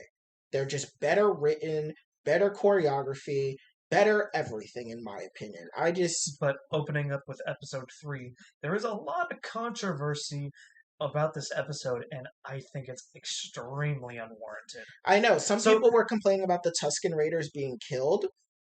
which doesn't make sense to complain about from a story perspective. In my opinion, it Because, kind of was like, well, what did you think was going to happen? like, You think they were going to be like singing Kumbaya and like they were all going to live to the end? like, Have you not seen fiction? like there are two warring factions in the middle of the desert. Like, what do you think's gonna happen? Yeah, one is very high tech and the other is very low tech. And this is very much an allegory for colonization. What did you think was going to happen? Like, they just learned how to ride speeder bikes. Yeah, this is. Which moves on to the next point of controversy, which is even less warranted, is colorful speeder bike equal show bad. Yeah, I mean, I really like the reference to British mod culture, in my Yeah. opinion. And we actually see in episode 4, they are called mods. Yeah. But it's really funny because Which they're mods for modification. I think the hesitancy comes from like the introduction of like cyberpunk elements into Star Wars, which should not be new. Yeah. Like people are looking and seeing new technology in Star Wars, which honestly makes a lot of sense if you think about it. But I don't see why people are so mad. Because it makes sense for people like this who make modifications to themselves to have something a little different and modded out compared to the rest of the speeder bikes that are shown in all of Star Wars. Yeah. Yeah. Something. I will say, like, the fact that the mirrors look a little too similar to what we have on Earth, that kind of detracted me a bit. But that was my one little nitpick I got for this episode. Yeah. I think that if the mirrors looked a little different, maybe the controversy would have been a little lessened. Yeah. But most of the people are looking at colorful bikes equal bad. Yeah. I honestly like the main thing that I've seen people complain about is that Boba is too nice. Which here's my problem is that, and this is explained further in episode 4. It's not that Boba is nice; it's that Boba is pragmatic. Like, he's not trying to be a crime lord in the traditional sense. Like he was like because he's got a different approach to earning like loyalty in money. In money, yeah. Like he's trying to earn it through respect rather than fear. Yeah. And like I think it's I don't think it's that he's too nice. I think it's that what do you do when you nearly died, admittedly for a very stupid reason, and also you lost everything. And Like his also, armor has been taken away, and you get kidnapped by the Tusken Raiders. And I mean, what else are you supposed to do? Massacre them and try, hope and pray you make yourself to whatever spaceport? he's trying to build a faction. Like pretty much starting from nothing. He needs allies. Yeah. And, With whether it be from the new cyberpunk speeder biker gang, or it be from the Gamorrean guards, or Fennec Shan. or especially Fennec Shand. Yeah. The other thing is also just that, Like even then, it's like him being soft is addressed in the show. yeah. Like, of course, he would go a little bit softer, like forming bonds with the Tusken Raiders, and Fennec Shand criticizes him for that constantly.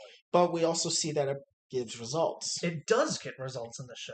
Exactly. The other thing that really kind of weirds me out about this criticism is that it's not that like Boba is a good person. Like you got to remember, this is not going to undo the fact that he was one of the most feared bounty hunters in the galaxy, frequently working for the Empire. Like everyone recognizes him. The biker kids recognize him in episode 3. Fennec Shand recognizes him in the flashback in episode 4. Everyone knows who Boba Fett is. Everyone knows the name of Boba Fett. Yeah, it's just that he's now doing something different, which also kind of matches his EU, because in the EU he becomes the Mandalore, the ruler of the Mandalorians. He, after the sail barge disaster, he does do bounty hunter work, but he eventually settles down to lead his people like his father did. Because his father at one point was the Mandalore of Mandalore. It's spelled differently. I'm sure it is. So yeah, in the EU, Boba became the Mandalore, and so Boba becoming the head of a crime faction kind of follows in with that story arc. But I think it's easier for him to become the Mandalore in terms of the fact that Boba's already a very skilled warrior, someone that already had experience in leading people in the EU, because in the EU he frequently would lead stormtroopers in battles such as the Battle of Camino, where they killed off the new rebellious clones that came up in Battlefront 2, the original one, and in several comics where he would lead stormtroopers, while this Boba Fett doesn't have that experience.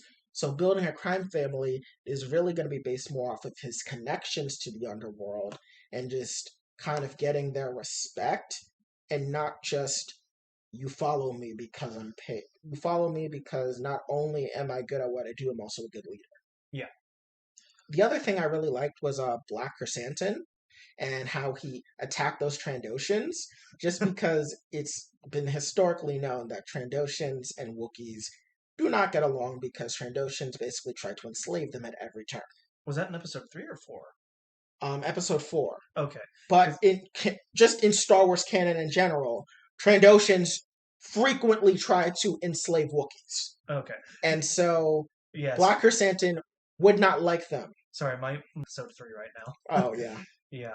But I will say, I think we can, I will say one other thing that I really want to mention is that Boba Fett, ally of the proletariat. Oh my God. Because, just for reference, in the plot, like, someone who runs the water...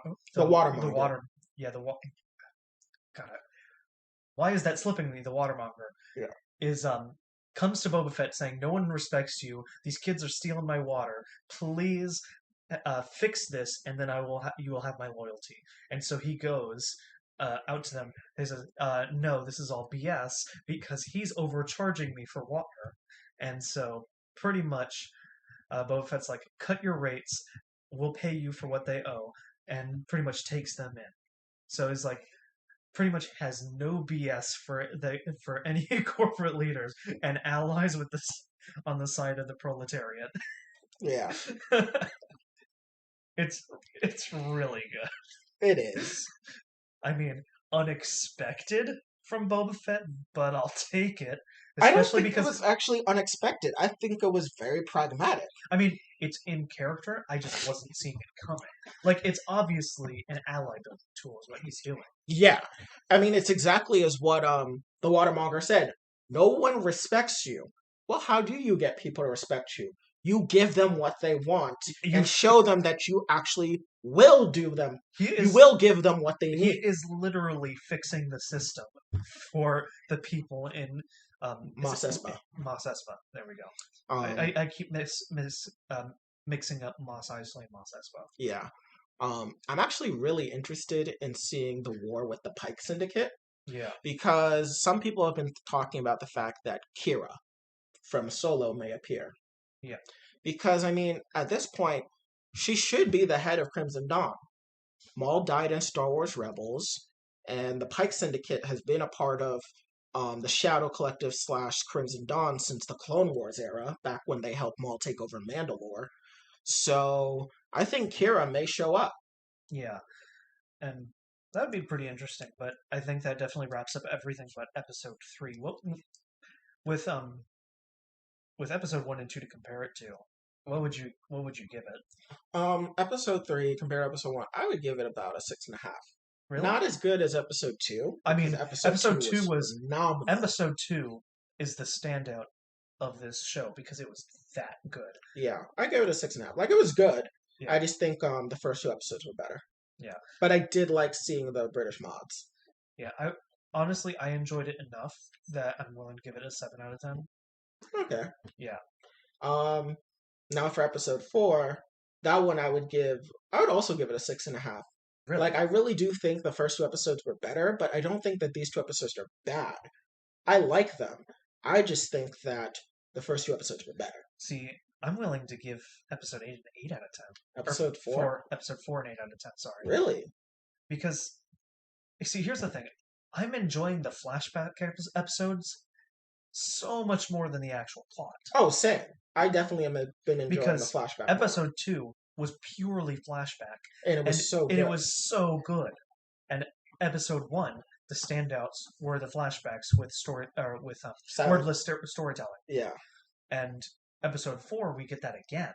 We get more flashbacks. This time with Boba Fett meeting Fennec Shand, getting her back up to form because of the fact that she had a gun, like a shot in her torso, meaning that she was in needing of desperate medical help. Yeah. The one thing I did like about this episode is it really does confirm that Din Djarin and Boba Fett have been really close to crossing paths already. We saw this back when he was negotiating with the Pikes, when he walked past those stormtrooper heads on Pikes. That is actually right as Jin is arriving in Mos Espa to talk to the lady with her droids, because you see her in the background of that scene. And now we see it again with the flare that's supposed to blind Fennec Shan's sniper shot back in season 1 of The Mandalorian. We see that Boba Fett had seen it, and he only gets there after she's been shot and dying, long after Jin has left. Yeah. So we see that those two have already been crossing paths, have already come so close to crossing paths, which will inevitably lead to when they do meet up in season 2. Yeah, like the first element that reminded me of Mandalorian was that flare. Yeah. Like, it was like, oh, so this is where this is going. Like, that immediately popped in my head. Yeah. Yeah.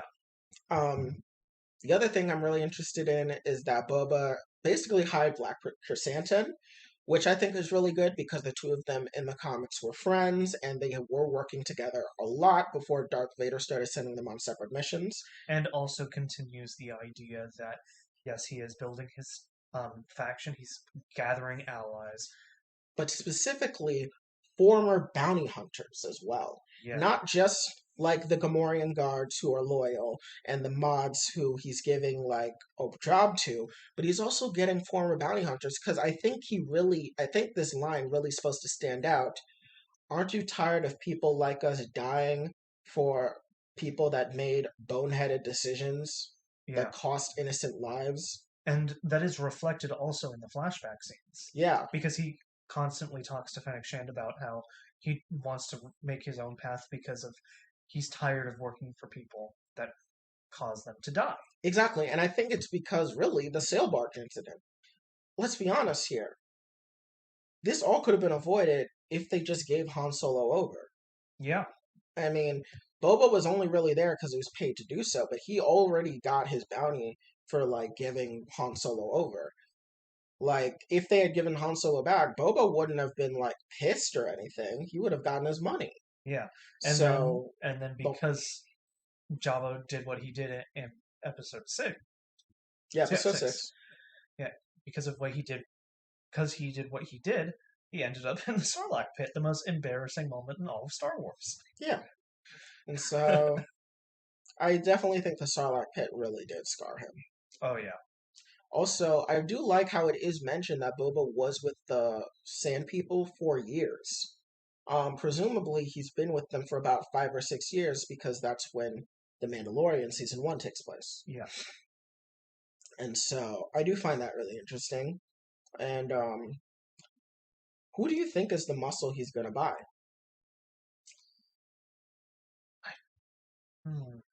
Some people think Din Djarin's supposed to show up again. You think so? Some people are thinking.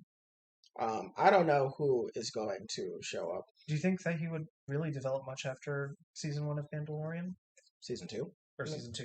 Yeah. See, the thing is, I don't think he would get Jin because Jin is about to partake in the Mandalorian Civil War. Yeah. Again, the however many Mandalorian Civil Wars we're at this point. Yeah.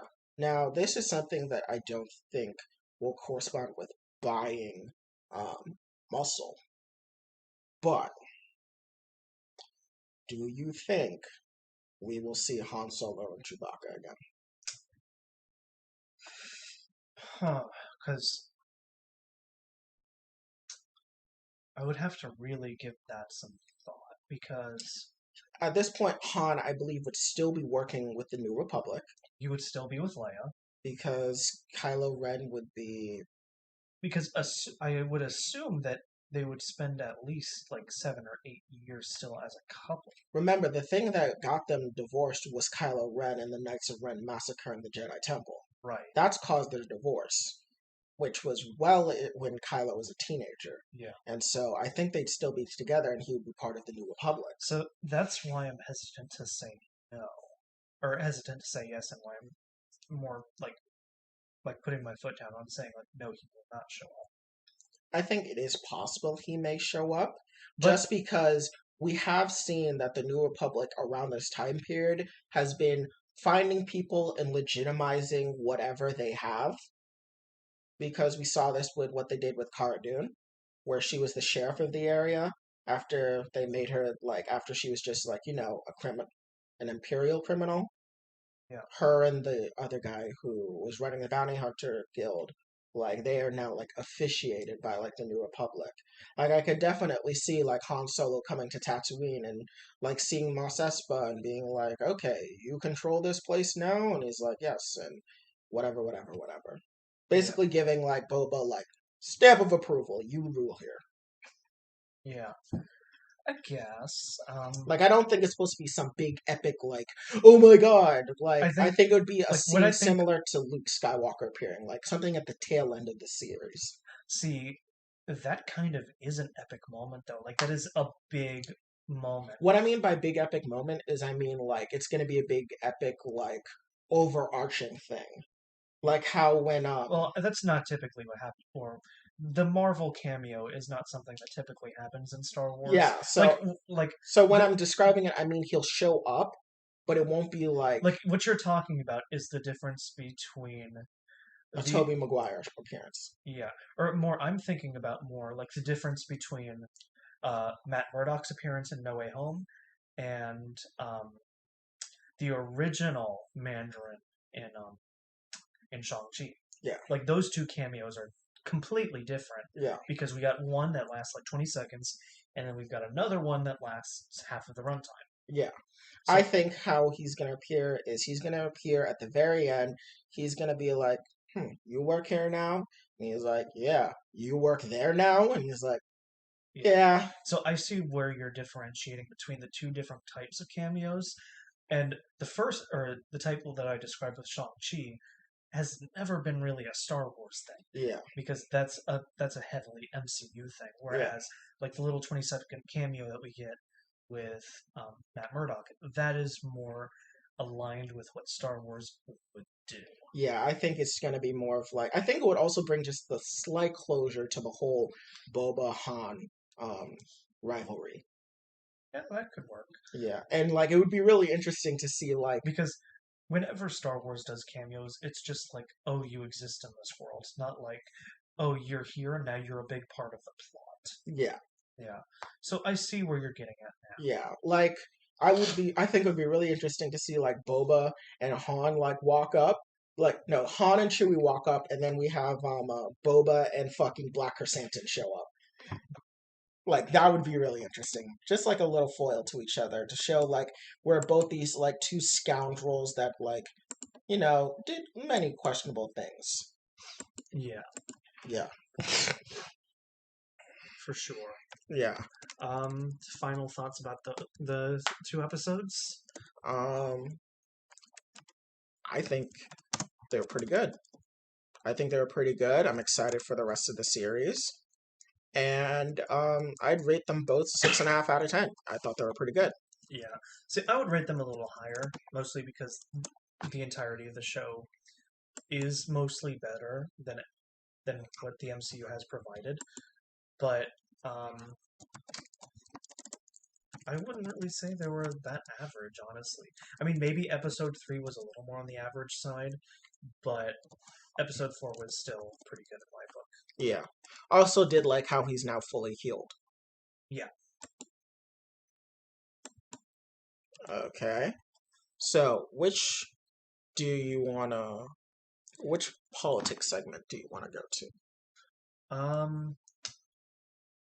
Let me see here because we're definitely running long on time here because we're Yeah. already 2 hours and 10 minutes in. Yeah, that Arceus stream took a Well, long time. you had a lot to uncover, so Yeah, I mean I don't blame you for going on. yeah, it was a lot more than what we expected.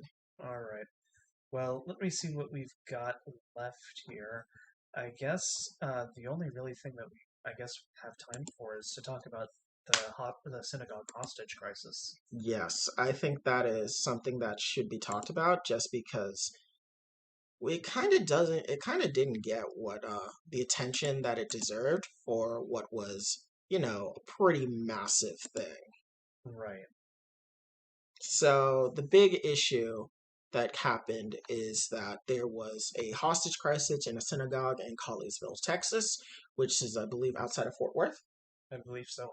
And the big thing that happened was that 4 hostages were taken in for 11 hours, including the rabbi, correct? Yes, the rabbi was the one that was taken out, and yeah, it definitely made a lot of news recently, and it's important that we talk about it because, of course, we do see a lot of anti-Semitic sentiment coming very often. yeah. I think it's really important that we do talk about this just because anti-Semitism is a form of bigotry that has been around for centuries, literally. Yeah, And and it doesn't get a lot of media coverage too, because mostly over the past few years, like we've got a lot of attention with BLM about bigotry towards African Americans.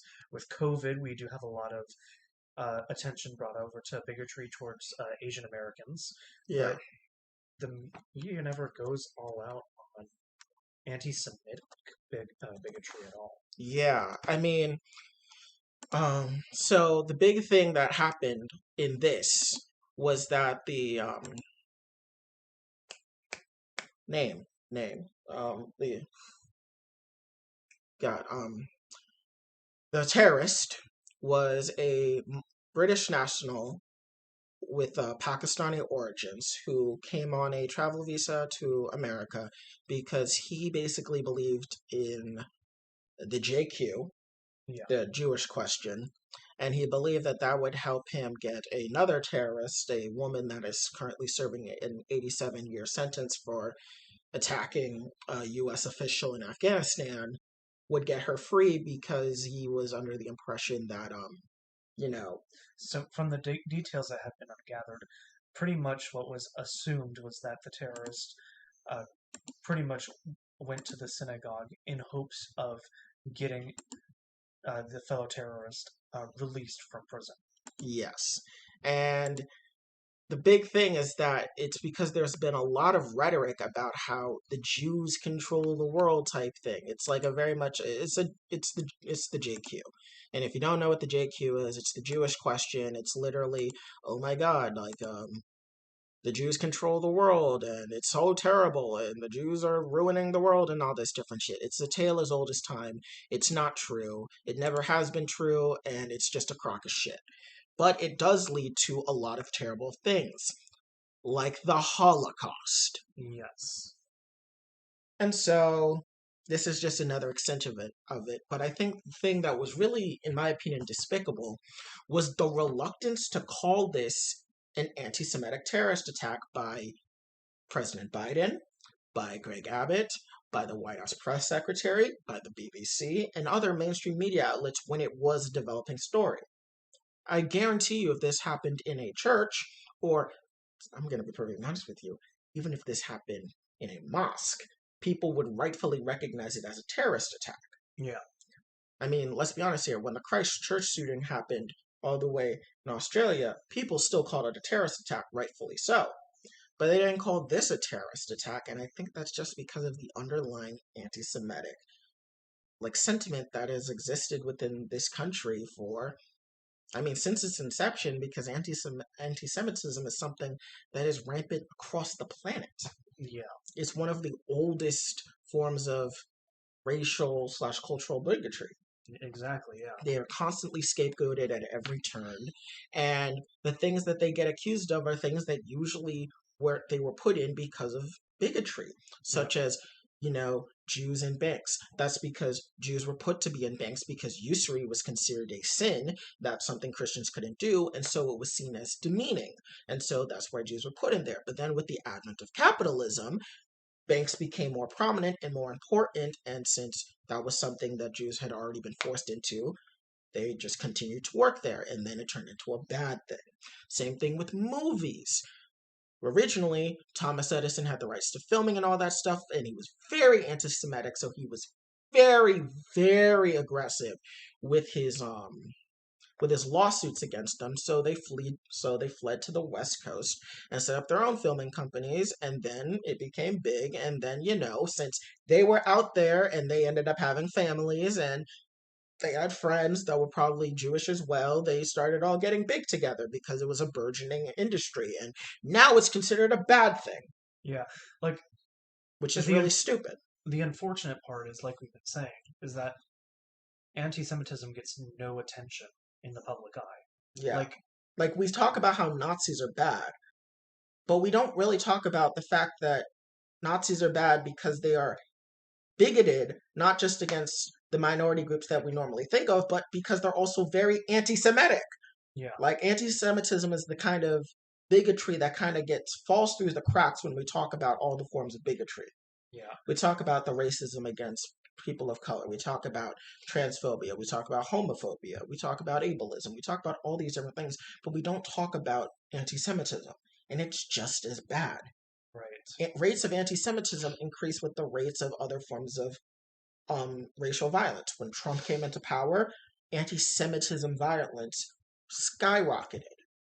But we kind of didn't talk about it as much, like when we talked about when anti-Asian hate crimes rose up. And now this is not to say that it's one or the other. It's that we should be doing both. It was amazing when we talked about how Black people constantly get the short end of the stick, to put it lightly, in terms of how America works. And it is also terrible how Asian people were given disproportionate amounts of hate for something that was completely not their fault. But we also should extend the same thing to Jewish people and anti-Semitism, especially because anti-Semitism runs deep in America. from how there's the casual indifference to hate crimes that have to them, to the fact that part of the reason that many conservatives even support the state of Israel is because they want to corral all the Jews into one place. So when the rapture happens, all the Jews will die as prophesied in the book of Revelation. So then when Jesus comes, they will take them, the evangelical Christians of America, up to heaven. Yeah. The hate of Jewish people runs deep, and this synagogue hostage situation is exemplary of that fact. Which,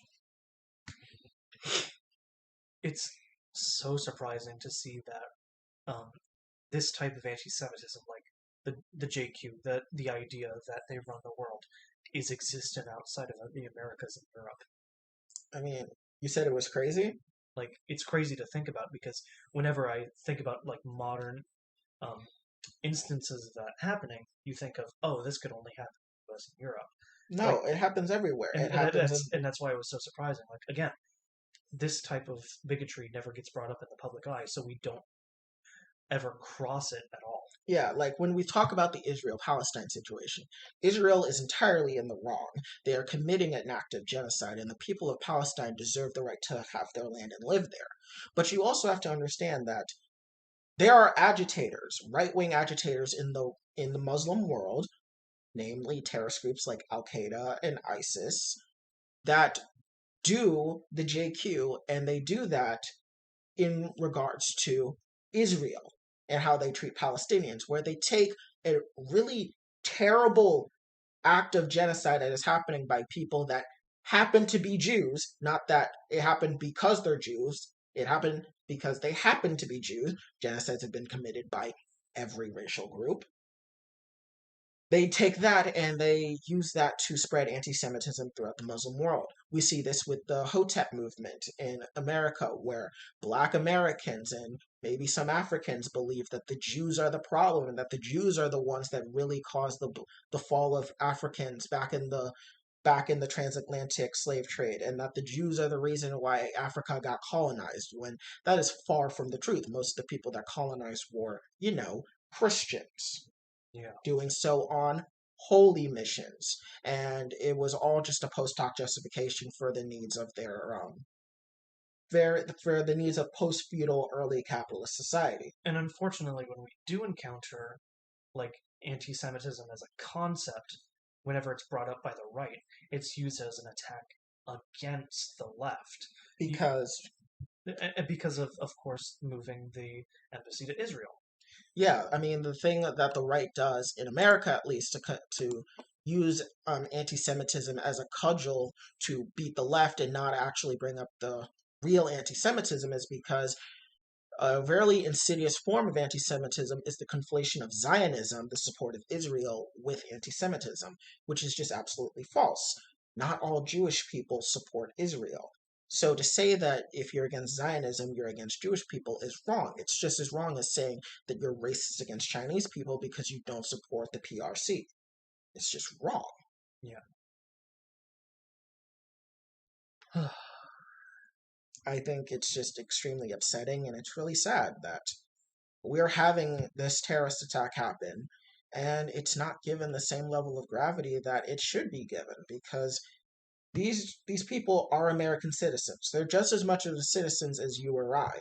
Or even if they're not a citizen of your country, they're human beings at the very least. They are human beings that deserve to be respected and be able to live their lives happily. They should not have to live in fear in what is supposed to be a safe place in their places of worship, that some crazy person will come in and take them hostage or potentially try and kill them because of this perceived cabal of how every Jewish person is somehow in control of the world, which makes absolutely zero sense. Yeah, yeah. And Ultimately, ultimately, it's just another alarm bell that we need to tackle bigotry in just not this country, but the world. Yeah. And as impossible of a task that is, still can't let anything stop us. Yeah, and so what I have to say is that for those of us on the left, we cannot let things like this fall to the wayside. We cannot let anti-Semitism slide. We have to combat these things head on. When people start doing the JQ, we have to push back on them. We have to we have to really push back against this rhetoric because it's so pervasive. When people talk about or imply that Jews control the world, we need to fight against it. We need to defend the people that are harmed the most in these things. We defend all other sorts of people of color. Jews are no different. But we also need to understand that their oppression is slightly different than other forms of POC.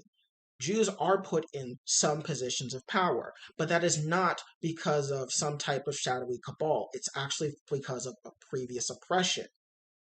So Jews did have a disproportionate control of banks in a lot of areas, but that is not because of any type of control. That is because usury was considered a sin, and it was considered demeaning to have Jews work with money.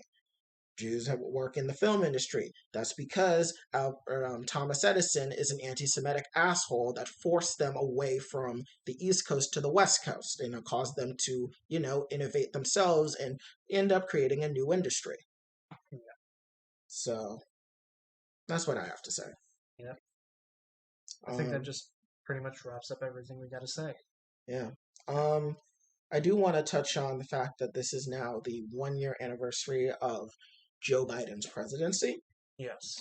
And I did want to just touch on the fact that, it's been 1 year and he's done some things that I've agreed with, such as I do agree at the end of the day that we should get out of Afghanistan. Yes. And I'm glad that he held to it because, let's be honest here, our occupation there, and I will call it an occupation because that's exactly what it was just failing. It was absolutely failing. We did not prop up the proper provisional government. We let the warlords just continue to gain power instead of actually trying to create a real government. We did not pay attention to the fact that ISIS and other terrorist groups were slowly gaining power within the region because the warlords that were in power were continually abusing people. And we just kept fucking up at every turn. And I agree that we should have gotten out of there. Yeah. And I do agree. I did like how he did try to push for Build Back Better, even though it didn't pass. And I do agree with his Justice Department going after the conspirators with the January 6th insurrection. Yeah. Now, for the stuff that hasn't been handled well, the first thing that comes to mind is, of course, the student debt relief program. Now, that has been constantly talked about. At most, we were, because a big campaign motto of his was that he was going to help with the student debt crisis. Yeah. I personally was not optimistic about it, but I was expecting, you know what, he's probably going to help out 10 grand at most for everyone. Yeah. But at most, he's delayed the start of payments back to May, which is not going to help out, especially with the economy still faltering at this point. Oh, yeah. Especially with the post-COVID economy and how we pretty much went through a recession at that point. It's not going to help out anybody, and it doesn't help any of the impediments that the newer generations face coming out of college. Yeah. Another thing that really kind of bothers me is that even though this is more of a holdover from the Trump administration, COVID has gotten worse. COVID has gotten worse under Biden. Yes. I don't think it is wrong of us to point that out. It very much has. So I don't think it's wrong of us to point it out. I mean, the Omicron variant did start, and it's, been pretty bad. Yeah. Pretty fucking bad. Like, many aspects of our populace has just been dying left and right, for lack of a better term. And, yeah, I'm just seeing everyone around me get infected with COVID. I had to get a test before coming on stream just to make sure that I didn't bring it over. Yeah. Because so many people I know have gotten it, and thankfully none of them are in serious danger or needing to go to the hospital, but it's Omicron is really spreading way too fast, and it's getting extremely overwhelming. Yeah, it's really bad, and unfortunately, Biden is the president, and so he does have to take responsibility for this. And I mean, I am seeing him take it seriously, but I mean, I'm not seeing him take some responsibility for the fact that it hasn't gotten better under his watch. Yeah. And while I will admit, yes, it is a holdover from the Trump administration politicizing COVID and trying to use it as a way to get reelected by killing off lots of Democrats in highly populated areas, it still doesn't change the fact that it's gotten worse. Yeah. Yeah, but I mean, at least the lethality of COVID has gone down. Not that that's any indication that we should take COVID less seriously. It's going to spread. While its lethality is down, its spread has increased tremendously, which will cause deaths to still increase. While its lethality, it's still something that we do need to consider moving forward. That our response to COVID has not been great. It has not.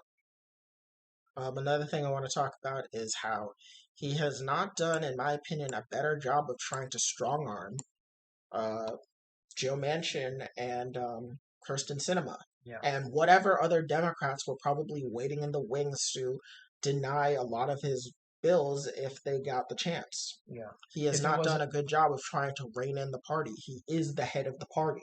And not even that. Like, he's not even denouncing like the party attempting the rotating villain strategy. Yeah. Which if it's not going to be Kirsten Sinema or Joe Manchin, it'll be like Chris Coons or something. It's similar to that. Or it could be the Senate parliamentarian. It could be anyone.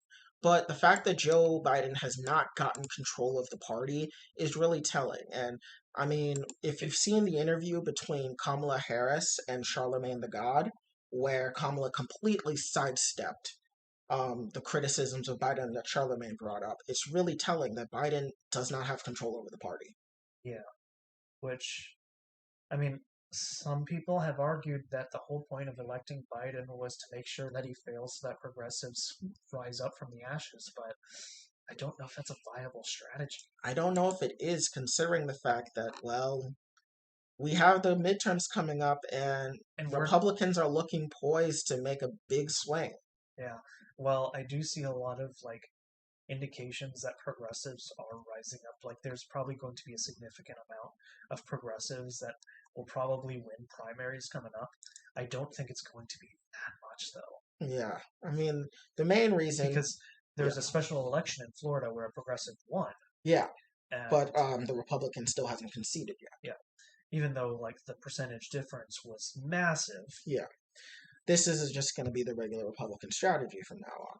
Yeah. Is that no matter what, they can just deny election results and it's now the norm. Yeah.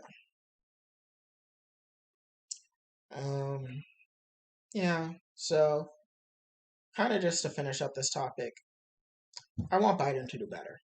He was never my first pick, but he was definitely preferable to the actual fascist autocrat that was Donald Trump. But he needs to step up his game. I know it's only been 1 year, and we got 3 more, and he can turn it around.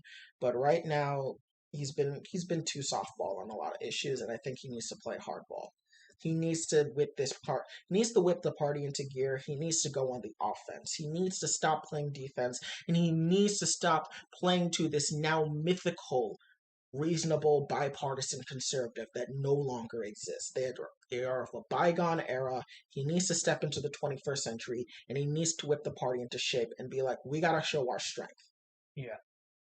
Because at this point, the illusion of bipartisanship is only going to damage Democrats as both parties radicalize.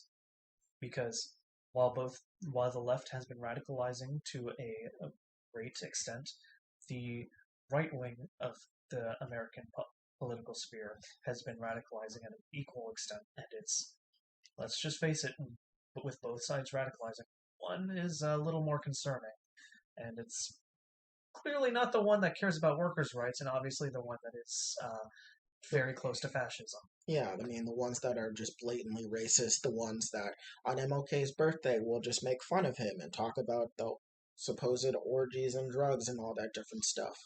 Which, by the way, orgies and drugs are not necessarily bad in the first place. If you know who I'm talking about, you know he's just a dumbass piece of shit and a failed comedian. Well, it's because it's degenerate. That's why they make it. It's because they loathe degeneracy. No, you know they don't loathe degeneracy. No, you didn't let me finish my Okay, point. fine. They loathe degeneracy even though they equally engage in that stuff. No, not equally. More so. Oh yeah, These people they're more guilty of indulging in their quote unquote degeneracy. Listen, you know how the GOP works: gaslight, obstruct, project.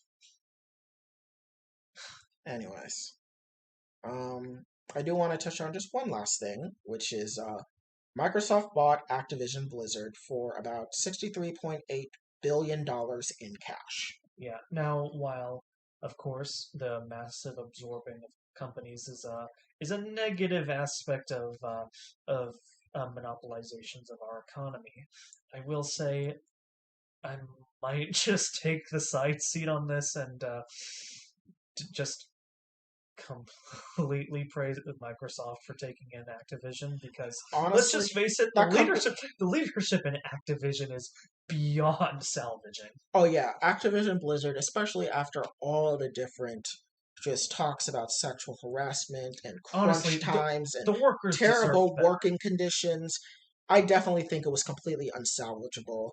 I definitely think Microsoft potentially can create a better culture, especially because they are ousting the CEO of Activision Blizzard if it goes through. Yeah. I honestly think it's better to just I mean, kind of wipe it clean. And let's be honest here, the Xbox needs. Oh no! I just realized they may make Call of Duty and Overwatch Xbox exclusives. oh, you're right. That's gonna be kind of trash if they do. Let's hope they don't do that. Yeah. I mean, they did let Halo 5. They did let Halo Infinite come out on PC. So what they might do is they might do like a release exclusive, because I know they've been keen on doing that recently. Where it's like released exclusively and then they release it later on different consoles. Yes. Yeah, I think that might be what we experience with them, but honestly, our main priority for our attention goes to the fact that the workers will probably be treated better with less sexual harassment, and the CEO will be ousted. Yes. Obviously, let's not delude ourselves here. Microsoft probably also has a shitty work culture with lots of sexual harassment and lots of crunch and lots of other shitty working conditions. It's just that Activision Blizzard was that bad. Yeah, as soon as the stuff from Activision was revealed, everybody at Microsoft, everybody at Sony, hell, even everybody at Nintendo was like, okay, they are in the spotlight. Let's keep our hands clean in the meantime while the attention is high. Every gaming and technology company was like, we are making sure nothing comes out. This is their fault. That is their dumpster fire. We will condemn if asked. Otherwise, we shut the fuck up and we don't do anything else. Yeah, these companies are not innocent when it comes to stuff. Oh, absolutely not. It's just that Activision Blizzard was so bad that I feel like other companies that have shitty conditions is just an upgrade because Activision Blizzard was such a fucking hellhole. Yeah, the only reason I would ever have some or have some leniency towards Nintendo is because I know that Iwata is somewhat pro-worker. Somewhat. Yeah. But he passed away. Yeah, but you know what I mean. They have a culture that is a little bit more lenient to workers, because actually, was it Iwata or someone else? No, I think it was Iwata, where he took a pay cut because the company couldn't afford to pay its workers. Yeah. Rather than lay off a bunch of people. Yeah. Which is respectable. But yes. That's just going to happen. I do wonder how this is going to influence the esports circuits for Call of Duty and for Overwatch, because Microsoft will now be in direct control of their esports circuits. Who knows? Maybe it'll be a bit more streamlined now that it's Microsoft that owns Smash GG now, right? Yeah, Microsoft does also own Smash GG. Who knows? There might be a massive streamlining of the esports circuit. Maybe, and maybe the Overwatch League will not suck. And maybe we'll also have better investigations into Overwatch players that commit abuse. Yeah. because that was a thing that happens. And who knows? There's probably abuse happening in Call of Duty communities. There's mainly just cheating that happens. But, I think Microsoft maybe could handle that a bit better than Activision Blizzard. Yeah.